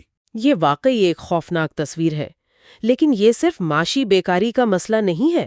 کتاب میں ایک اور بڑے خطرے کی بات کی گئی ہے، اور وہ یہ ہے کہ فیصلوں کی باگڈور انسانوں کے ہاتھ سے نکل کر الگورتھم کے پاس جا رہی ہے۔ جی، اور یہ عمل بہت خاموشی سے اور بتدریج ہو رہا ہے۔ ہم اسے روزمرہ زندگی میں دیکھ رہے ہیں۔ میں آپ کو اپنی مثال دیتا ہوں۔ پچھلے ہفتے میرے فون نے مجھے ایک پرانے گانے کی یاد دلائی جو میں نے 10 سال سے نہیں سنا تھا، اور میرا دل اسے سن کر خوشی سے بھر گیا۔ الگورتھم کو کیسے معلوم تھا کہ مجھے اس وقت اسی کی ضرورت تھی؟ صحیح۔ یہ ایک چھوٹی سی بات ہے، لیکن یہ ظاہر کرتی ہے کہ یہ عمل شروع ہو چکا ہے۔ ہم کتابی سفارشات، فلمی سفارشات اور راستے کے لیے ویز جیسی ایپس پر بھروسہ کرنے لگے ہیں۔ جب آپ کا دل کہتا ہے کہ دائیں مڑو، لیکن ایپ کہتی ہے بائیں، تو آپ ایپ کی سنتے ہیں، کیونکہ آپ نے سیکھ لیا ہے کہ وہ بہتر جانتی ہے۔ اور یہ صرف راستوں اور گانوں تک محدود نہیں رہے گا۔ کتاب کا اشارہ ہے کہ یہ زندگی کے سب سے بڑے فیصلوں تک جائے گا۔ بالکل، تصور کریں ایک ایسا الگورتھم جو آپ کے بائیو میٹرک ڈیٹا کو ہر لمحہ مانیٹر کر رہا ہے، آپ کے دل کی دھڑکن، بلڈ پریشر، دماغی سرگرمی۔ اس کے پاس آپ کا پورا جینیاتی پروفائل ہے، آپ کی پوری شخصیت کی تاریخ، آپ کے ہر آن لائن کلک کا ریکارڈ۔ اب یہ الگورتھم آپ کو بتاتا ہے کہ آپ کو 2 لوگوں میں سے کس سے شادی کرنی چاہیے۔ آپ کا دل کسی اور کی طرف مائل ہے، لیکن الگورتھم کہتا ہے کہ دوسرے شخص کے ساتھ طلاق کا امکان صرف 4% ہے، جبکہ آپ کی پسند کے ساتھ ہی 78% ہے۔ آپ کس پر بھروسہ کریں گے؟ آہستہ آہستہ ہم اپنی اندرونی آواز پر شک کرنا اور ڈیٹا پر بھروسہ کرنا شروع کر دیں گے۔ تو اختیار فرد سے نکل کر کسی اور چیز کو منتقل ہو رہا ہے، لیکن یہ کون ہے جس کے ہاتھ میں اختیار جا رہا ہے؟ کیا یہ گوگل ہے یا حکومت؟ دلچسپ بات یہ ہے کہ یہ کوئی ایک مرکزی ہستی نہیں ہے۔ اختیار ایک بہت بڑے تقسیم شدہ عالمی نیٹ ورک کو منتقل ہو رہا ہے۔ یہ ایک ایسا نظام ہوگا جسے کوئی ایک شخص یا گروہ کنٹرول نہیں کر سکے گا۔ فرد کی اہمیت ختم ہو جائے گی اور ہم سب اس بہت بڑے ڈیٹا پروسیسنگ سسٹم میں چھوٹے چھوٹے چپس بن کر رہ جائیں گے۔ ہمارا مقصد صرف ڈیٹا پیدا کرنا ہوگا تاکہ سسٹم اور زیادہ ذہین ہو سکے۔ یہ تو انسان کی اہمیت کو بالکل ہی ختم کر دیتا ہے۔ اور کتاب میں ایک آخری اور شاید سب سے خوفناک خطرے کا ذکر ہے، امیر اور غریب کے درمیان ایک حیاتیاتی تقسیم۔ جی، اور یہ لبرلزم کے تابوت میں آخری کیل ثابت ہو سکتا ہے۔ لبرلزم کا ایک بنیادی اصول مساوات ہے، لیکن اگر بائیو ٹیکنالوجی اور جینیاتی انجینئرنگ اتنی ترقی کر جائے کہ امیر لوگ نہ صرف بہتر تعلیم اور صحت خرید سکیں بلکہ اپنی اور اپنے بچوں کی ذہانت، صحت اور عمر کو بھی اپ گریڈ کر سکیں، تب تو صرف معاشی فرق نہیں رہے گا۔ تب امیر اور غریب میں صرف معاشی فرق نہیں رہے گا بلکہ ایک حیاتیاتی یعنی بایولوجیکل فرق پیدا ہو جائے گا۔ یعنی ایک چھوٹی سی اشرافیہ خود کو اپ گریڈ کر کے سپر ہیومن یا ہومو ڈیوس بن جائے گی، جبکہ عام انسان یعنی ہومو سیپینس بہت پیچھے رہ جائیں گے۔ بالکل، اور یہ سپر ہیومنز نہ صرف ہم سے زیادہ ذہین اور صحت مند ہوں گے بلکہ ہو سکتا ہے ان کے احساسات اور شعور کی نوعیت بھی ہم سے بالکل مختلف ہو۔ ایسے میں لبرلزم کا مساوات کا اصول کیسے زندہ رہ سکتا ہے؟ جب انسانیت خود 2 یا اس سے زیادہ حیاتیاتی ذاتوں میں تقسیم ہو جائے تو سب کے لیے ایک جیسے حقوق اور آزادیوں کا تصور بے معنی ہو جائے گا۔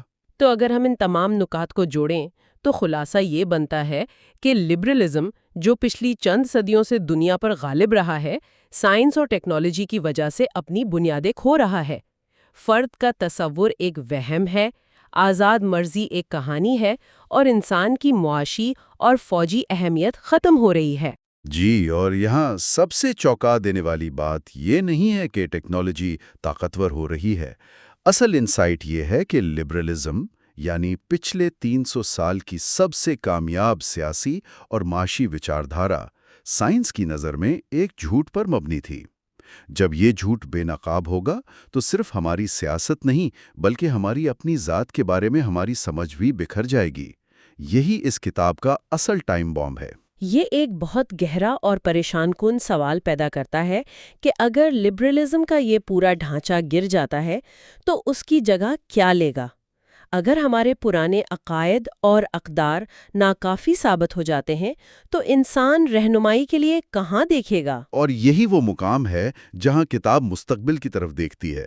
وہ کہتی ہے کہ اس خلا کو پر کرنے کے لیے نئی وچاردھارائیں، یا آپ انہیں نئے مذہب بھی کہہ سکتے ہیں، ابھریں گی۔ یہ مذاہب سلیکون ویلی کی لیبارٹریوں سے نکلیں گے، پرانے صحیفوں سے نہیں۔ اور یہی وہ سوال ہے جس پر ہم اپنی اگلی گفتگو میں بات کریں گے۔ ہم دیکھیں گے کہ کتاب مستقبل کے 2 ممکنہ مذاہب کے بارے میں کیا کہتی ہے: ٹیکنو ہیومنزم جو انسان کو ٹیکنالوجی کے ذریعے خدا بنانے کی کوشش ہے، اور ڈیٹائزم جو کائنات کو ڈیٹا کے بہاؤ کے طور پر دیکھتا ہے اور انسان کو اس میں ایک معمولی کردار دیتا ہے۔ یہ بحث ہمیں بتائے گی کہ شعور اور ڈیٹا کی اس نئی دنیا میں انسان کا مستقبل کیا ہو سکتا ہے۔ یووال نوحہ ہراری کی کتاب ہومو ڈیوس کے ہمارے تجزیے میں ایک بار پھر خوش آمدید۔ پچھلی گفتگو میں ہم نے ایک بہت بڑے اور کچھ پریشان کن خیال پر بات کی تھی۔ جی، کہ حیاتیاتی سائنس انسانوں کو محض بائیو کیمیکل الگورتھم کے طور پر دیکھتی ہے۔ بالکل، یعنی ہمارے احساسات، ہمارے فیصلے، سب کچھ ہمارے جسم میں چلنے والے کیمیائی عمل کا نتیجہ ہیں۔ اور ہم نے یہ بھی دیکھا کہ کس طرح مصنوعی ذہانت ان صلاحیتوں میں انسانوں کو پیچھے چھوڑ رہی ہیں جو کبھی صرف ہماری پہچان سمجھی جاتی تھیں۔ صحیح۔ اور آج ہم اس سلسلے کے 5ویں حصے میں داخل ہو رہے ہیں، جو شاید کتاب کا سب سے زیادہ دماغ کو جھنجھوڑ دینے والا حصہ ہے۔ اچھا؟ ہم کتاب کے آخری 2 ابواب کا جائزہ لیں گے: شعور کا سمندر اور ڈیٹا کا مذہب۔ آج کی گفتگو مستقبل کے 2 ممکنہ راستوں کے گرد گھومے گی۔ 2 راستے، یہ بہت دلچسپ ہے۔ تو کیا ہے وہ 2 راستے؟ دیکھیں، ہراری کے مطابق ایک راستہ تو یہ ہے کہ ہم ٹیکنالوجی کا استعمال کر کے خود کو اپ گریڈ کریں، یعنی ہومو ڈیوس بن جائیں۔ اور دوسرا جو زیادہ عجیب راستہ ہے وہ یہ ہے کہ ہم انسان ایک بہت بڑے عالمی ڈیٹا سسٹم میں اپنی اہمیتی کھو دیں اور محض ایک پرزہ بن کر رہ جائیں۔ یعنی سوال یہ ہے کہ انسانیت کا اگلا قدم کیا ہوگا؟ خود کو خدا بنانا یا غیر متعلق ہو جانا؟ یہ تو بہت بڑا سوال ہے، تو چلیں اس پر ذرا گہرائی سے بات کرتے ہیں۔ جی، ہراری کے مطابق یہ نئے نظریات، یہ مستقبل کے راستے کہاں سے آ رہے ہیں؟ ظاہر ہے روایتی مذاہب سے تو نہیں آ رہے ہوں گے۔ نہیں، بالکل نہیں۔ کتاب کا کہنا ہے کہ نئے مذاہب کسی چرچ، مسجد یا مندر سے نہیں، بلکہ ریسرچ لیبارٹریز سے ابھر رہے ہیں۔ اچھا، جی، خاص طور پر سلیکون ویلی سے۔ مصنف انہیں ٹیکنو ریلیجنز کہتے ہیں۔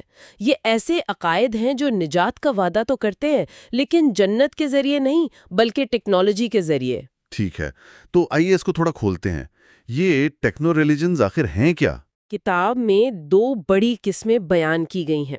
پہلی ہے ٹیکنو ہیومنزم اور دوسری ہے ڈیٹا ازم، یا کہہ لیں ڈیٹا کا مذہب۔ ٹھیک ہے، تو پہلے ٹیکنو ہیومنزم سے شروع کرتے ہیں۔ اس کا بنیادی نظریہ یہ ہے کہ ہومو سیپینز اپنی تاریخی حیثیت پوری کر چکے ہیں، ہم اپنی حیاتیاتی حدود تک پہنچ گئے ہیں، اور اب؟ اس لیے اب وقت آ گیا ہے کہ ہم ٹیکنالوجی کا استعمال کرتے ہوئے خود کو ایک بہتر انسانی ماڈل یعنی ہومو ڈیوس میں اپ گریڈ کریں۔ اپ گریڈ کریں؟ جیسے ہم اپنے فون کا سافٹ ویئر اپ گریڈ کرتے ہیں، لیکن انسانوں کو اپ گریڈ کرنے کی ضرورت ہی کیوں پیش آ رہی ہے؟ اچھا، اس کی سب سے بڑی وجہ پتہ ہے کیا ہے؟ وہ یہ کہ ذہانت اور شعور یہ دونوں الگ ہو رہے ہیں۔ یہ ایک بہت اہم نقطہ ہے۔ ذہانت اور شعور الگ ہو رہے ہیں، اس کا کیا مطلب ہوا؟ اسے یوں سمجھیں کہ آپ کا جی پی ایس آپ سے زیادہ راستے جانتا ہے، یعنی وہ زیادہ ذہین ہے، لیکن اسے ٹریفک میں پھنس کر غصہ یا پریشانی محسوس نہیں ہوتی، مطلب اس میں شعور نہیں ہے۔ صحیح۔ اب اسی اصول کو ہر شعبے میں لاگو کرنے کا تصور کریں۔ ایک ڈاکٹر جو بیماری کی تشخیص تو بہترین کرے، لیکن مریض کا درد محسوس نہ کر سکے۔ ٹیکنو ہیومنزم کہتا ہے کہ اگر ہم نے اپنے ذہن کو اپ گریڈ نہ کیا تو ہم ان غیر شعوری لیکن انتہائی ذہین الگوریدمز کے سامنے بے بس ہو جائیں گے۔ یہ ذہانت اور شعور کا الگ ہونا واقعی ایک گہری بات ہے، لیکن جب ہم شعور کی بات کرتے ہیں تو کیا ہم اسے پوری طرح سمجھتے بھی ہیں؟ یہی تو اصل مسئلہ ہے۔ ہراری شعور کا سمندر کا تصور پیش کرتے ہیں۔ وہ کہتے ہیں کہ ہمارا جو شعوری تجربہ ہے وہ ذہنی حالتوں کے ایک بہت بڑے سمندر میں ایک چھوٹے سے جزیرے کی طرح ہے۔ ایک جزیرے کی طرح؟ جی، ہم صرف ایک محدود حصہ ہی محسوس کر پاتے ہیں، بالکل اسی طرح جیسے ہم روشنی کے اسپیکٹرم کا صرف ایک چھوٹا سا حصہ دیکھ سکتے ہیں یا آواز کی تمام فریکوینسیز نہیں سن سکتے۔ اس کی کوئی مثال دے سکتی ہیں آپ؟ جی، کتاب میں فلسفی تھامس نیگل کا ایک مشہور سوال دہرایا گیا ہے، چمگادڑ ہونا کیسا لگتا ہے؟ چمگادڑ ہونا کیسا لگتا ہے؟ ہاں، ہم چمگادڑ کے جسم، اس کے نیورونز اور اس کے ایکولوکیشن سسٹم کے بارے میں سب کچھ جان سکتے ہیں، اس پر الگوریدم لکھ سکتے ہیں، لیکن ہم کبھی نہیں جان سکتے کہ چمگادڑ ہونے کا اندرونی احساس کیسا ہوتا ہے۔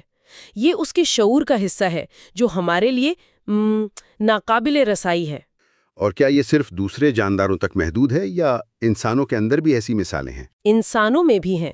کتاب میں ذکر ہے کہ قدیم انسان سونگھنے کی حس کا بہت زیادہ استعمال کرتے تھے۔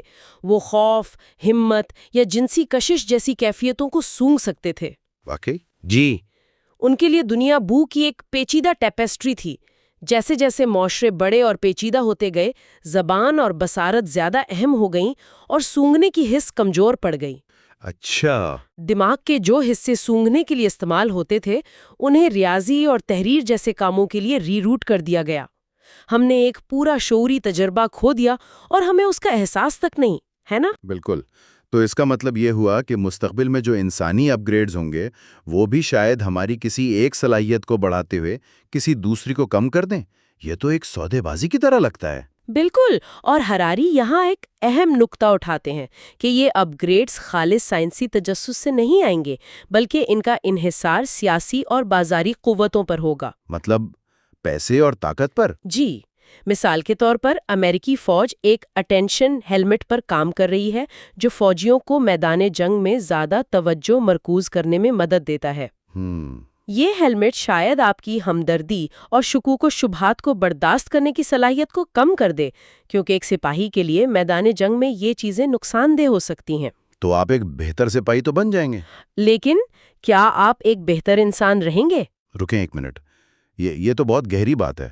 مطلب اگر ٹیکنالوجی ہمیں یہ طاقت دے دے کہ ہم اپنی خواہشات کو بھی منتخب کر سکیں تو پھر آزادی کا کیا مطلب رہ جائے گا؟ یہی تو سوال ہے۔ ہیومنزم کی تو پوری بنیاد ہی اس پر ہے کہ ہماری خواہشات اور احساسات ہی معنی کا سر چشمہ ہے۔ اگر خواہشات خود ایک پروڈکٹ بن جائے جسے ہم آن لائن شاپنگ کی طرح منتخب کر سکتے ہیں تو ہیومنزم کی پوری عمارت ہی گر جائے گی۔ آپ نے بالکل صحیح پکڑا۔ یہی ہیومنزم کا سب سے بڑا بحران ہے۔ اگر معنی کا سرچشمہ انسانی خواہشات ہیں اور خواہشات خود ایک انجینئرڈ پروڈکٹ بن جائیں تو پھر معنی کہاں سے آئے گا؟ یہ ایک بہت خلا پہلا کر دیتا ہے۔ یہ تو بہت بڑا خلا ہے۔ اگر ہماری خواہشات ہی معنی نہیں رکھتی تو پھر بچتا کیا ہے؟ تو کیا ہراری کوئی متبادل پیش کرتے ہیں؟ کیا کوئی اور نظریہ اس خلا کو پر کرنے کے لیے سامنے آ رہا ہے؟ جی بالکل، اور یہی خلا ایک نئے اور ٹیکنو ہیومنزم سے بھی زیادہ انتہا پسند نظریے کو جنم دیتا ہے، جسے کتاب ڈیٹا ازم کہتی ہے۔ ڈیٹائزم؟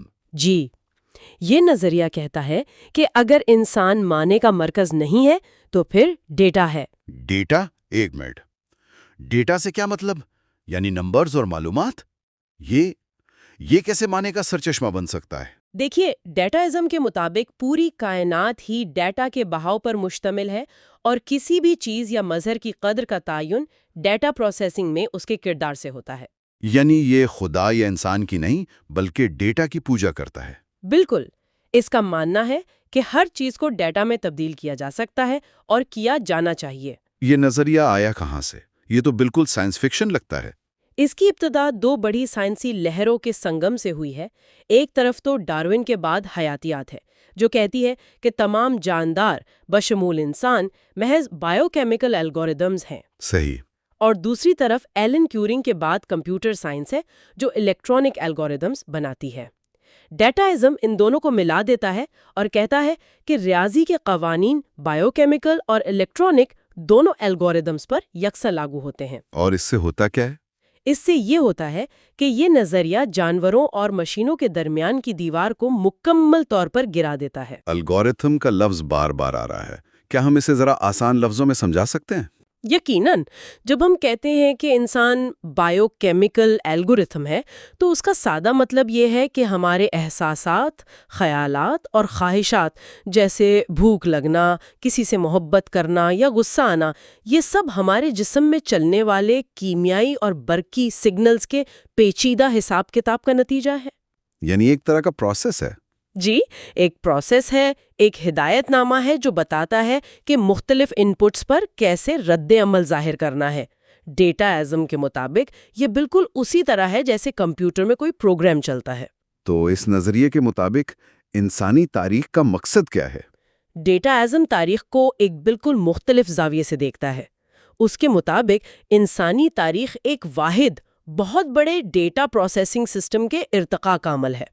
ایک ڈیٹا پروسیسنگ سسٹم؟ جی، اور یہ سسٹم خود کو 4 طریقوں سے بہتر بناتا رہا ہے۔ پہلا، پروسیسرز کی تعداد میں اضافہ، یعنی زیادہ انسانوں کی پیدائش۔ دوسرا، پروسیسرز کی اقسام میں اضافہ، کسان، پادری، فوجی، ڈاکٹر۔ مطلب ہر کوئی مختلف قسم کا ڈیٹا پروسیس کرتا ہے۔ بالکل۔ تیسرا، پروسیسرز کے درمیان رابطوں میں اضافہ، شہر، سڑکیں، تحریر۔ اور چوتھا، ڈیٹا کے بہاؤ کی آزادی میں اضافہ، جیسے پرنٹنگ پریس، ٹیلی گراف اور اب انٹرنیٹ۔ اسے اگر ایک مثال سے سمجھائیں تو؟ ڈیٹا ازم تاریخ کو ایسے دیکھتا ہے جیسے ایک ندی پہاڑوں سے شروع ہو کر سمندر کی طرف بہتی ہے۔ راستے میں دوسری ندیاں اس میں شامل ہوتی ہیں اور اس کا بہاؤ تیز اور بڑا ہوتا جاتا ہے۔ انسانی تاریخ بھی اسی طرح ہے۔ لوگ، شہر، سلطنتیں اور ٹیکنالوجیز مل کر ڈیٹا کے بہاؤ کو بڑا اور تیز کرتی رہی ہیں۔ اور اس کا آخری مقصد کیا ہے؟ آخری مقصد ایک عالمی انٹرنیٹ آف آل تھنگز کا سمندر بنانا ہے۔ اور اس انٹرنیٹ آف آل تھنگز کے بعد کیا ہوگا؟ کتاب کے مطابق جب یہ کائناتی ڈیٹا پروسیسنگ سسٹم بن جائے گا اور ہر چیز اس سے جڑ جائے گی تو شاید ہومو سیپینز کی ضرورت باقی نہ رہے۔ سسٹم خود ہی سب کو سنبھال لے گا اور انسان اس میں غیر متعلق ہو جائیں گے۔ یہ تو ایک مکمل عقیدے کی طرح لگتا ہے۔ کیا اس کے اپنے کوئی اصول یا احکامات بھی ہیں؟ جی بالکل۔ اس کی سب سے بڑی قدر ہے انفارمیشن کا بہاؤ۔ اس کے 2 اہم احکامات ہیں۔ کون سے؟ پہلا، زیادہ سے زیادہ معلومات پیدا کرو، زیادہ سے زیادہ معلومات استعمال کرو اور اس طرح ڈیٹا کے بہاؤ کو بڑھاؤ۔ اور دوسرا ہر چیز کو سسٹم سے جوڑو، یہاں تک کہ ان کو بھی جو جڑنا نہیں چاہتے۔ جو لوگ آف لائن ہیں انہیں بھی آن لائن لاؤ۔ جب آپ یہ کہتی ہیں تو مجھے فوراً سوشل میڈیا کی یاد آتی ہے۔ ہم ہر وقت اپنی زندگی کو ریکارڈ کر رہے ہیں، تصاویر، سٹیٹسز، چیک ان۔ ایسا ہی ہے نا؟ ایسا لگتا ہے کہ ہم لاشعوری طور پر ڈیٹا ازم کے پہلے حکم پر عمل کر رہے ہیں۔ بالکل، ہراری یہی کہہ رہے ہیں کہ ہم لاشعوری طور پر ڈیٹا ازم کے پیروکار بن چکے ہیں۔ ہمارا تجربہ اس وقت تک مکمل نہیں ہوتا جب تک وہ ڈیٹا نہ بن جائے۔ ایک تصویر، ایک سٹیٹس۔ تجربے کی قدر خود تجربے میں نہیں بلکہ اس کے ڈیٹا میں منتقل ہو گئی ہے۔ کتاب نے کیمرے والے سیاح کی مثال بھی تو ہے۔ جی، جو منظر کو اپنی آنکھوں سے دیکھنے کے بجائے کیمرے کے لینس سے دیکھتا ہے، اسے فیس بک پر پوسٹ کرتا ہے اور پھر لائکس گننے میں مصروف ہو جاتا ہے۔ اور اس نظریے میں سب سے بڑا گناہ کیا ہے؟ سب سے بڑا گناہ ہے ڈیٹا کے بہاؤ کو روکنا۔ اس نظریے میں موت بھی یہی ہے کہ جب معلومات کا بہاؤ رک جائے۔ اسی لیے ڈیٹا ازم معلومات کی سینسرشپ کے سخت خلاف ہے۔ اچھا، اس نے 1789 کے انسانی حقوق کے منشور کے بعد ایک نئی قدر پیدا کی ہے، معلومات کی آزادی۔ اس سلسلے میں کتاب میں ایرن سواٹس کا ذکر اس مذہب کے پہلے شہید کے طور پر کیا گیا ہے۔ ایرن سواٹس، وہ نوجوان جس نے تعلیمی جرنلز کو عوامی رسائی کے لیے آن لائن لیک کیا تھا اور پھر قانونی کارروائی کے دباؤ میں خودکشی کر لی تھی۔ جی، ڈیٹا ازم کی نظر میں وہ معلومات کو آزاد کرانے کی جنگ میں مارا گیا، کیونکہ معلومات چند لوگوں کی ملکیت نہیں ہونی چاہیے بلکہ اسے آزادانہ طور پر بہنا چاہیے۔ یہ اس نظریے کی مذہبی شدت کو ظاہر کرتا ہے۔ اس کا ایک عام فرد پر کیا اثر ہوگا؟ اگر میں ڈیٹا ازم کا پیروکار بن جاؤں تو میری زندگی کا مقصد کیا ہوگا؟ فرد ایک بہت بڑے سسٹم کے اندر ایک چھوٹی سی چپ بن کر رہ جائے گا۔ اس کی زندگی کا معنی ڈیٹا کے بہاؤ کا حصہ بننے میں ہوگا۔ تجربات کی کوئی قدر نہیں جب تک انہیں ریکارڈ، اپلوڈ اور شیئر نہ کیا جائے۔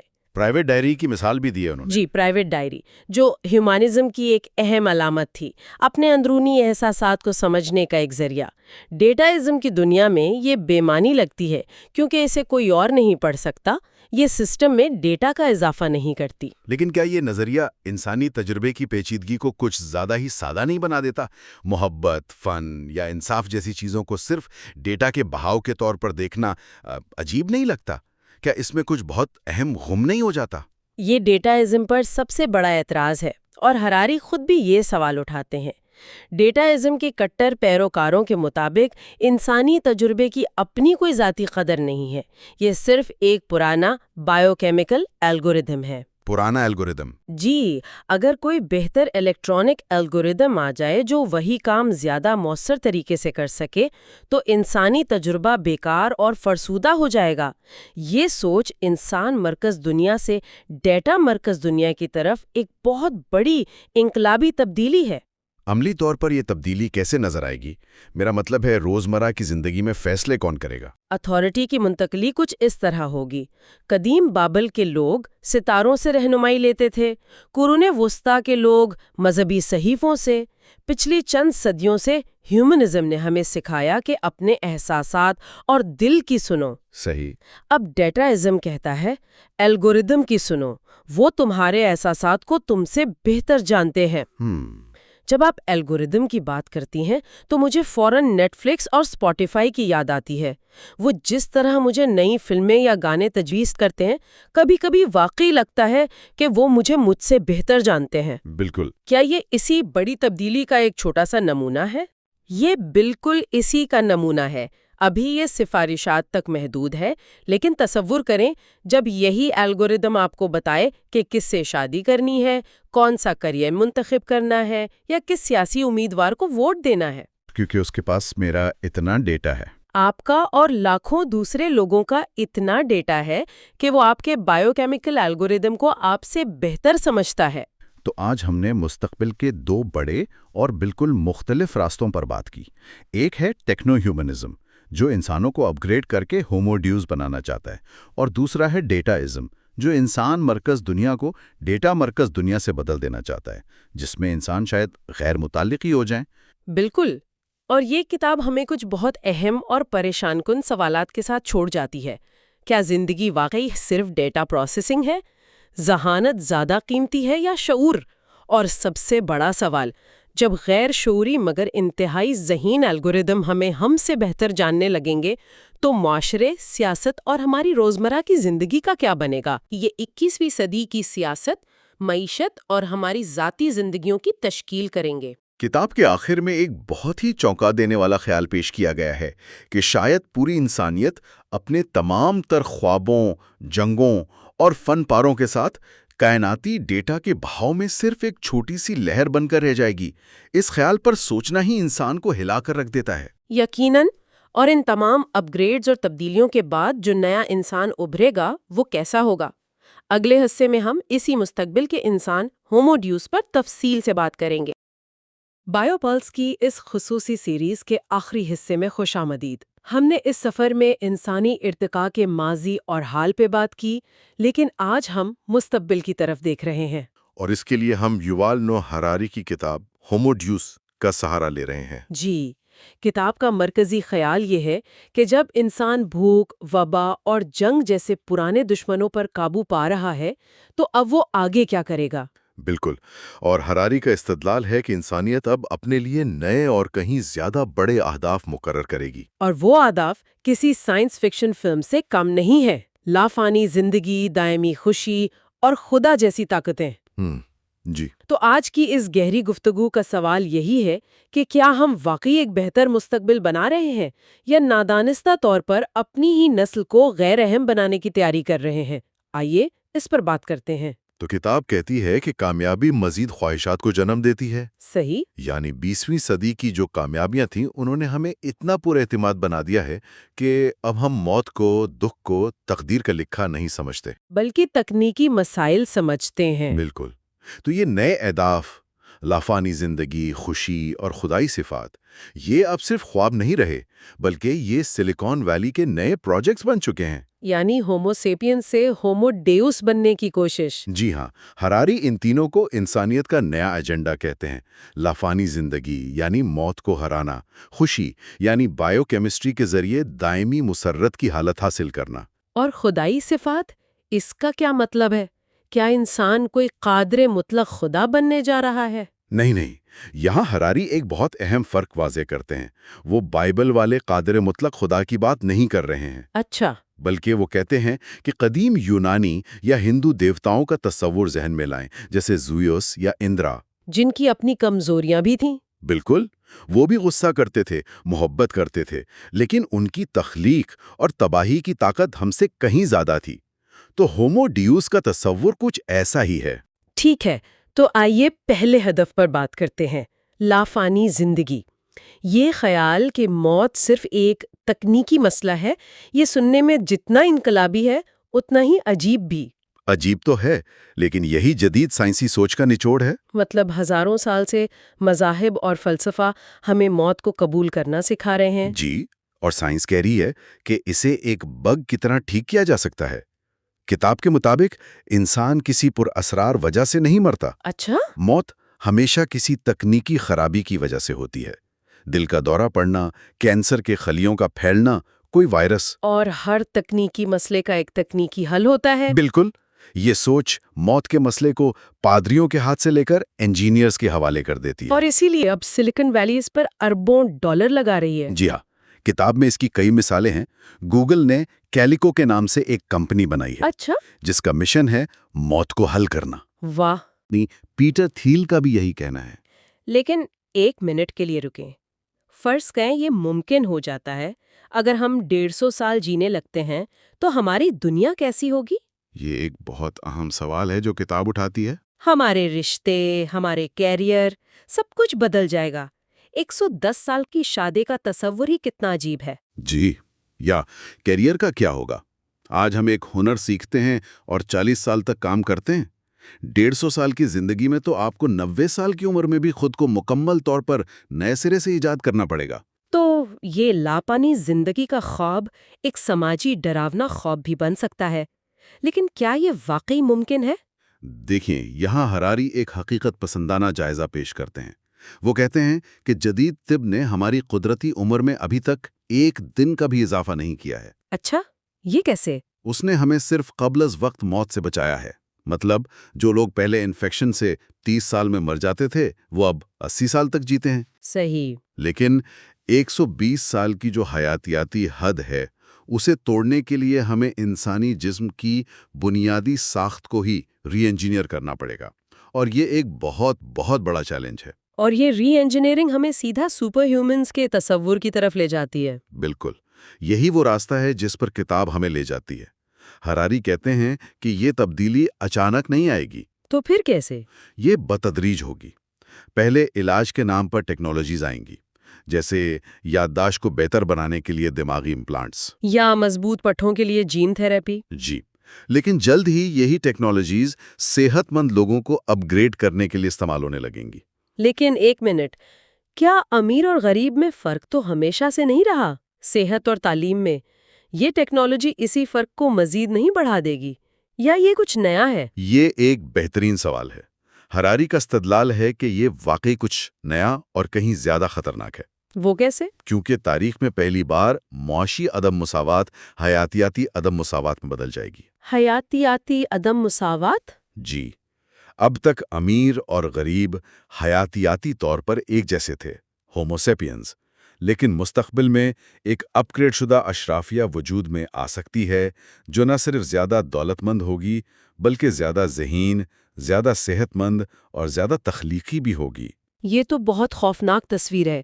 کتاب میں ایک جگہ کہا گیا ہے کہ 21ویں صدی کی اہم ترین پیداوار مشینیں و ہتھیار نہیں ہوں گے، بلکہ جسم، دماغ اور ذہن ہوں گے۔ جی، اور جن کے پاس انہیں انجینئر کرنے کی ٹیکنالوجی ہوگی اور جن کے پاس نہیں ہوگی، ان کے درمیان کا فرق شاید ہومو سیپینز اور نینڈرتھل کے فرق سے بھی زیادہ ہوگا۔ یعنی ایک سپر ہیومن کلاس اور ایک عام انسانوں کی کمتر ذات۔ بالکل۔ اس صورتحال میں مساوات اور انسانی حقوق جیسے نظریات کا کیا بنے گا؟ یہ ایک بہت بڑا سوال ہے۔ یہ سب کچھ اتنا بڑا اور پیچیدہ لگتا ہے، وہ کون سا طریقہ ہے جس سے ٹیکنالوجی کو انسان پر اتنا کنٹرول حاصل ہو جائے گا؟ اسے سمجھنے کے لیے ہمیں کتاب کے سب سے بنیادی خیال کو سمجھنا ہوگا۔ ہراری 3 کلیدی عوامل کی نشاندہی کرتے ہیں۔ ٹھیک ہے۔ پہلا یہ کہ سائنس اس نتیجے پر پہنچ رہی ہے کہ تمام جاندار بشمول انسان صرف پیچیدہ نامیاتی الگوریدم ہیں۔ الگوریدم؟ یہ سننے میں بہت غیر انسانی لگتا ہے۔ مطلب میری محبت، میرا غصہ، میری پسند، یہ سب صرف ایک الگوریدم ہے؟ جی، اسی خیال کو سمجھنا تھوڑا مشکل ہے۔ الگوریدم سے مراد حساب کتاب کا ایک طریقہ کار ہے، جیسے نیٹ فلکس آپ کی پچھلی دیکھی ہوئی فلموں کی بنیاد پر یہ پیشگوئی کرتا ہے کہ آپ کو آگے کیا پسند آئے گا، اور اکثر اس کی پیشگوئی صحیح ہوتی ہے۔ بالکل۔ اب تصور کریں کہ یہی منطق آپ کے جذبات، آپ کی صحت اور آپ کے کیریئر کے فیصلوں کے لیے استعمال ہو رہی ہے۔ سائنس کے مطابق آپ کے احساسات بھی بائیو کیمیکل الگوریدمز کا نتیجہ ہیں۔ ٹھیک ہے، اور دوسرا نقطہ کیا ہے؟ دوسرا بڑا نقطہ یہ ہے کہ ذہانت یعنی انٹیلیجنس، شعور یعنی کانشسنس سے الگ ہو رہی ہے۔ اچھا، اس کا کیا مطلب ہوا؟ تاریخ میں اب تک اعلیٰ ذہانت ہمیشہ باشعور مخلوق کے پاس رہی ہے، لیکن اب ہم ایسی مصنوعی ذہانت بنا رہے ہیں جو بے پناہ ذہین تو ہے لیکن اسے کچھ محسوس نہیں ہوتا، اس میں کوئی شعور نہیں، کوئی جذبات نہیں۔ جیسے شطرنج کھیلنے والا اے آئی، وہ انسانوں سے بہتر کھیل سکتا ہے بغیر یہ جانے کہ شطرنج کیا ہے۔ یہ تو آج بھی ہو رہا ہے۔ بالکل۔ اور اب تیسرا نقطہ جو پہلے دو کا منطقی نتیجہ ہے، غیر شعوری لیکن انتہائی ذہین الگوریدم جلد ہی ہم سے بہتر جاننے لگیں گے۔ ہم سے بہتر؟ جی، وہ ہماری خواہشات، ہمارے سیاسی جھکاؤ اور ہمارے اگلے فیصلوں کو ہم سے بہتر سمجھیں گے اور ان پر اثر انداز ہوں گے۔ یہ تو آج بھی کسی حد تک ہو رہا ہے۔ کبھی کبھی میں کسی چیز کے بارے میں صرف سوچتی ہوں اور اگلے ہی لمحے مجھے اس کا اشتہار نظر آ جاتا ہے۔ جی، کتاب اسے حتمی سطح پر لے جاتی ہے۔ تصور کریں کہ ایک ایسا الگوریدم ہے جو آپ کے بائیو میٹرک ڈیٹا اور آپ کی آن لائن سرگرمی تک رسائی رکھتا ہے۔ ٹھیک ہے۔ وہ آپ کو بتا سکتا ہے کہ کس سے شادی کرنی ہے، کون سا کیریئر چننا ہے یا کس کو ووٹ دینا ہے، اور اس کا فیصلہ آپ کے اپنے فیصلے سے بہتر ہوگا۔ تو اس مقام پر انسانی اختیار کا کیا ہوگا؟ فری ول کا کیا مطلب رہ جائے گا؟ یہی سب سے بڑا سوال ہے۔ تو اگر ہراری کا تجزیہ درست ہے تو ہم کچھ بہت بڑے اور پریشان کن سوالات کے دہانے پر کھڑے ہیں۔ کتاب کے آخر میں وہ ان سوالات کو واضح طور پر پیش کرتے ہیں۔ جی ہاں، اور یہ وہ سوالات ہیں جن کا جواب کتاب نہیں دیتی بلکہ ہمارے سوچنے کے لیے چھوڑ دیتی ہے۔ پہلا سوال یہی ہے، کیا جاندار واقعی صرف الگوریتھمز ہیں؟ اور کیا زندگی محض ڈیٹا پروسیسنگ ہے؟ اگر جواب ہاں ہے تو پھر انسانی تجربات، محبت، فن، ان سب کی کیا قدر رہ جاتی ہے؟ بالکل، اور اس سے جڑا دوسرا سوال کہ زیادہ قیمتی کیا ہے، ذہانت یا شعور؟ میں نے تو ہمیشہ یہی سوچا تھا کہ یہ ایک ہی سکے کے دو رخ ہیں۔ اور اب تاریخ میں پہلی بار یہ الگ ہو رہے ہیں۔ ایک ایسی دنیا کا تصور کریں جہاں غیر شعوری ذہانت ہر کام ہم سے بہتر کر سکتی ہے۔ اس دنیا میں شعور کی کیا معاشی یا ارتقائی قدر باقی رہے گی؟ کیا باشعور انسان غیر ضروری ہو جائیں گے؟ شاید، جو ہمیں آخری اور سب سے عملی سوال کی طرف لاتا ہے۔ جب غیر شعوری مگر انتہائی ذہین الگوریدم ہمیں ہم سے بہتر جاننے لگیں گے تو معاشرے، سیاست اور ہماری روزمرہ کی زندگی کا کیا بنے گا؟ صحیح۔ جب ایک بیرونی سسٹم آپ کے جذبات اور فیصلوں کی نہ صرف پیشگوئی کر سکتا ہے بلکہ انہیں مینیپولیٹ بھی کر سکتا ہے، تو کیا آپ کا اگلا فیصلہ واقعی آپ کا ہے؟ یا سسٹم نے آپ کو اس کی طرف دھکیلا ہے؟ بالکل، جب گوگل یا کوئی مستقبل کی اے آئی آپ کو آپ سے بہتر جانتی ہو تو کیا آپ اپنی زندگی کے اہم فیصلے اس کے سپرد کر دیں گے؟ ہراری کے مطابق انسانیت اسی دوراہے پر کھڑی ہے۔ تو آج کی اس گفتگو میں ہم نے دیکھا کہ کس طرح انسانیت ہومو ڈیوس بننے کی راہ پر گامزن ہے، کس طرح بائیو انجینئرنگ ایک حیاتیاتی ذات پات کا نظام بنا سکتی ہے، اور کس طرح الگوریدم انسانی اختیار کو چیلنج کر رہے ہیں۔ یہ ایک ایسا مستقبل ہے جو امکانات اور خطرات دونوں سے بھرا ہوا ہے۔ یہاں یہ یاد رکھنا بہت ضروری ہے کہ یہ کوئی حتمی پیشن گوئی نہیں ہے۔ جی ہاں، ہراری کوئی نبی نہیں ہے، وہ ایک مورخ ہیں جو موجودہ رجحانات کو ان کے منطقی انجام تک لے جا کر ہمیں ممکنہ مستقبل کی ایک جھلک دکھا رہے ہیں۔ ان کا مقصد ہمیں ڈرانا نہیں بلکہ ہمیں ان امکانات سے آگاہ کرنا ہے تاکہ ہم سوچیں اور باخبر فیصلے کر سکیں۔ بالکل۔ اور اسی کے ساتھ ہماری یہ سیریز اپنے اختتام کو پہنچتی ہے۔ ہم نے انسان کی ابتدا سے لے کر اس کے ممکنہ دیوتا بننے تک کے سفر کا جائزہ لیا۔ یہ ایک ایسا سفر ہے جو جوابات سے زیادہ سوالات پیدا کرتا ہے۔ شاید سب سے بڑا سوال یہی ہے کہ ہم کیا بننا چاہتے ہیں؟ کیونکہ پہلی بار ہمارے پاس اس سوال کا جواب دینے کی ٹیکنالوجی موجود ہوگی۔ جی۔ تو جاتے جاتے ہراری کی کتاب ہمیں اس حتمی سوچ کے ساتھ چھوڑ جاتی ہے۔ یہ بحث ٹیکنالوجی کے مستقبل کے بارے میں اتنی نہیں ہے جتنی کہ اس بارے میں ہے کہ انسان ہونے کا مطلب کیا ہے۔ جیسے جیسے ہم خود کو اپ گریڈ کرنے کی دوڑ میں آگے بڑھ رہے ہیں، ہمیں یہ بھی سوچنا ہوگا کہ ہم اپنی انسانیت کے کون سے حصے پیچھے چھوڑنے کو تیار ہیں۔ بائیو پلس کے ساتھ جڑے رہیں سائنس اور مستقبل کو سمجھنے کے لیے۔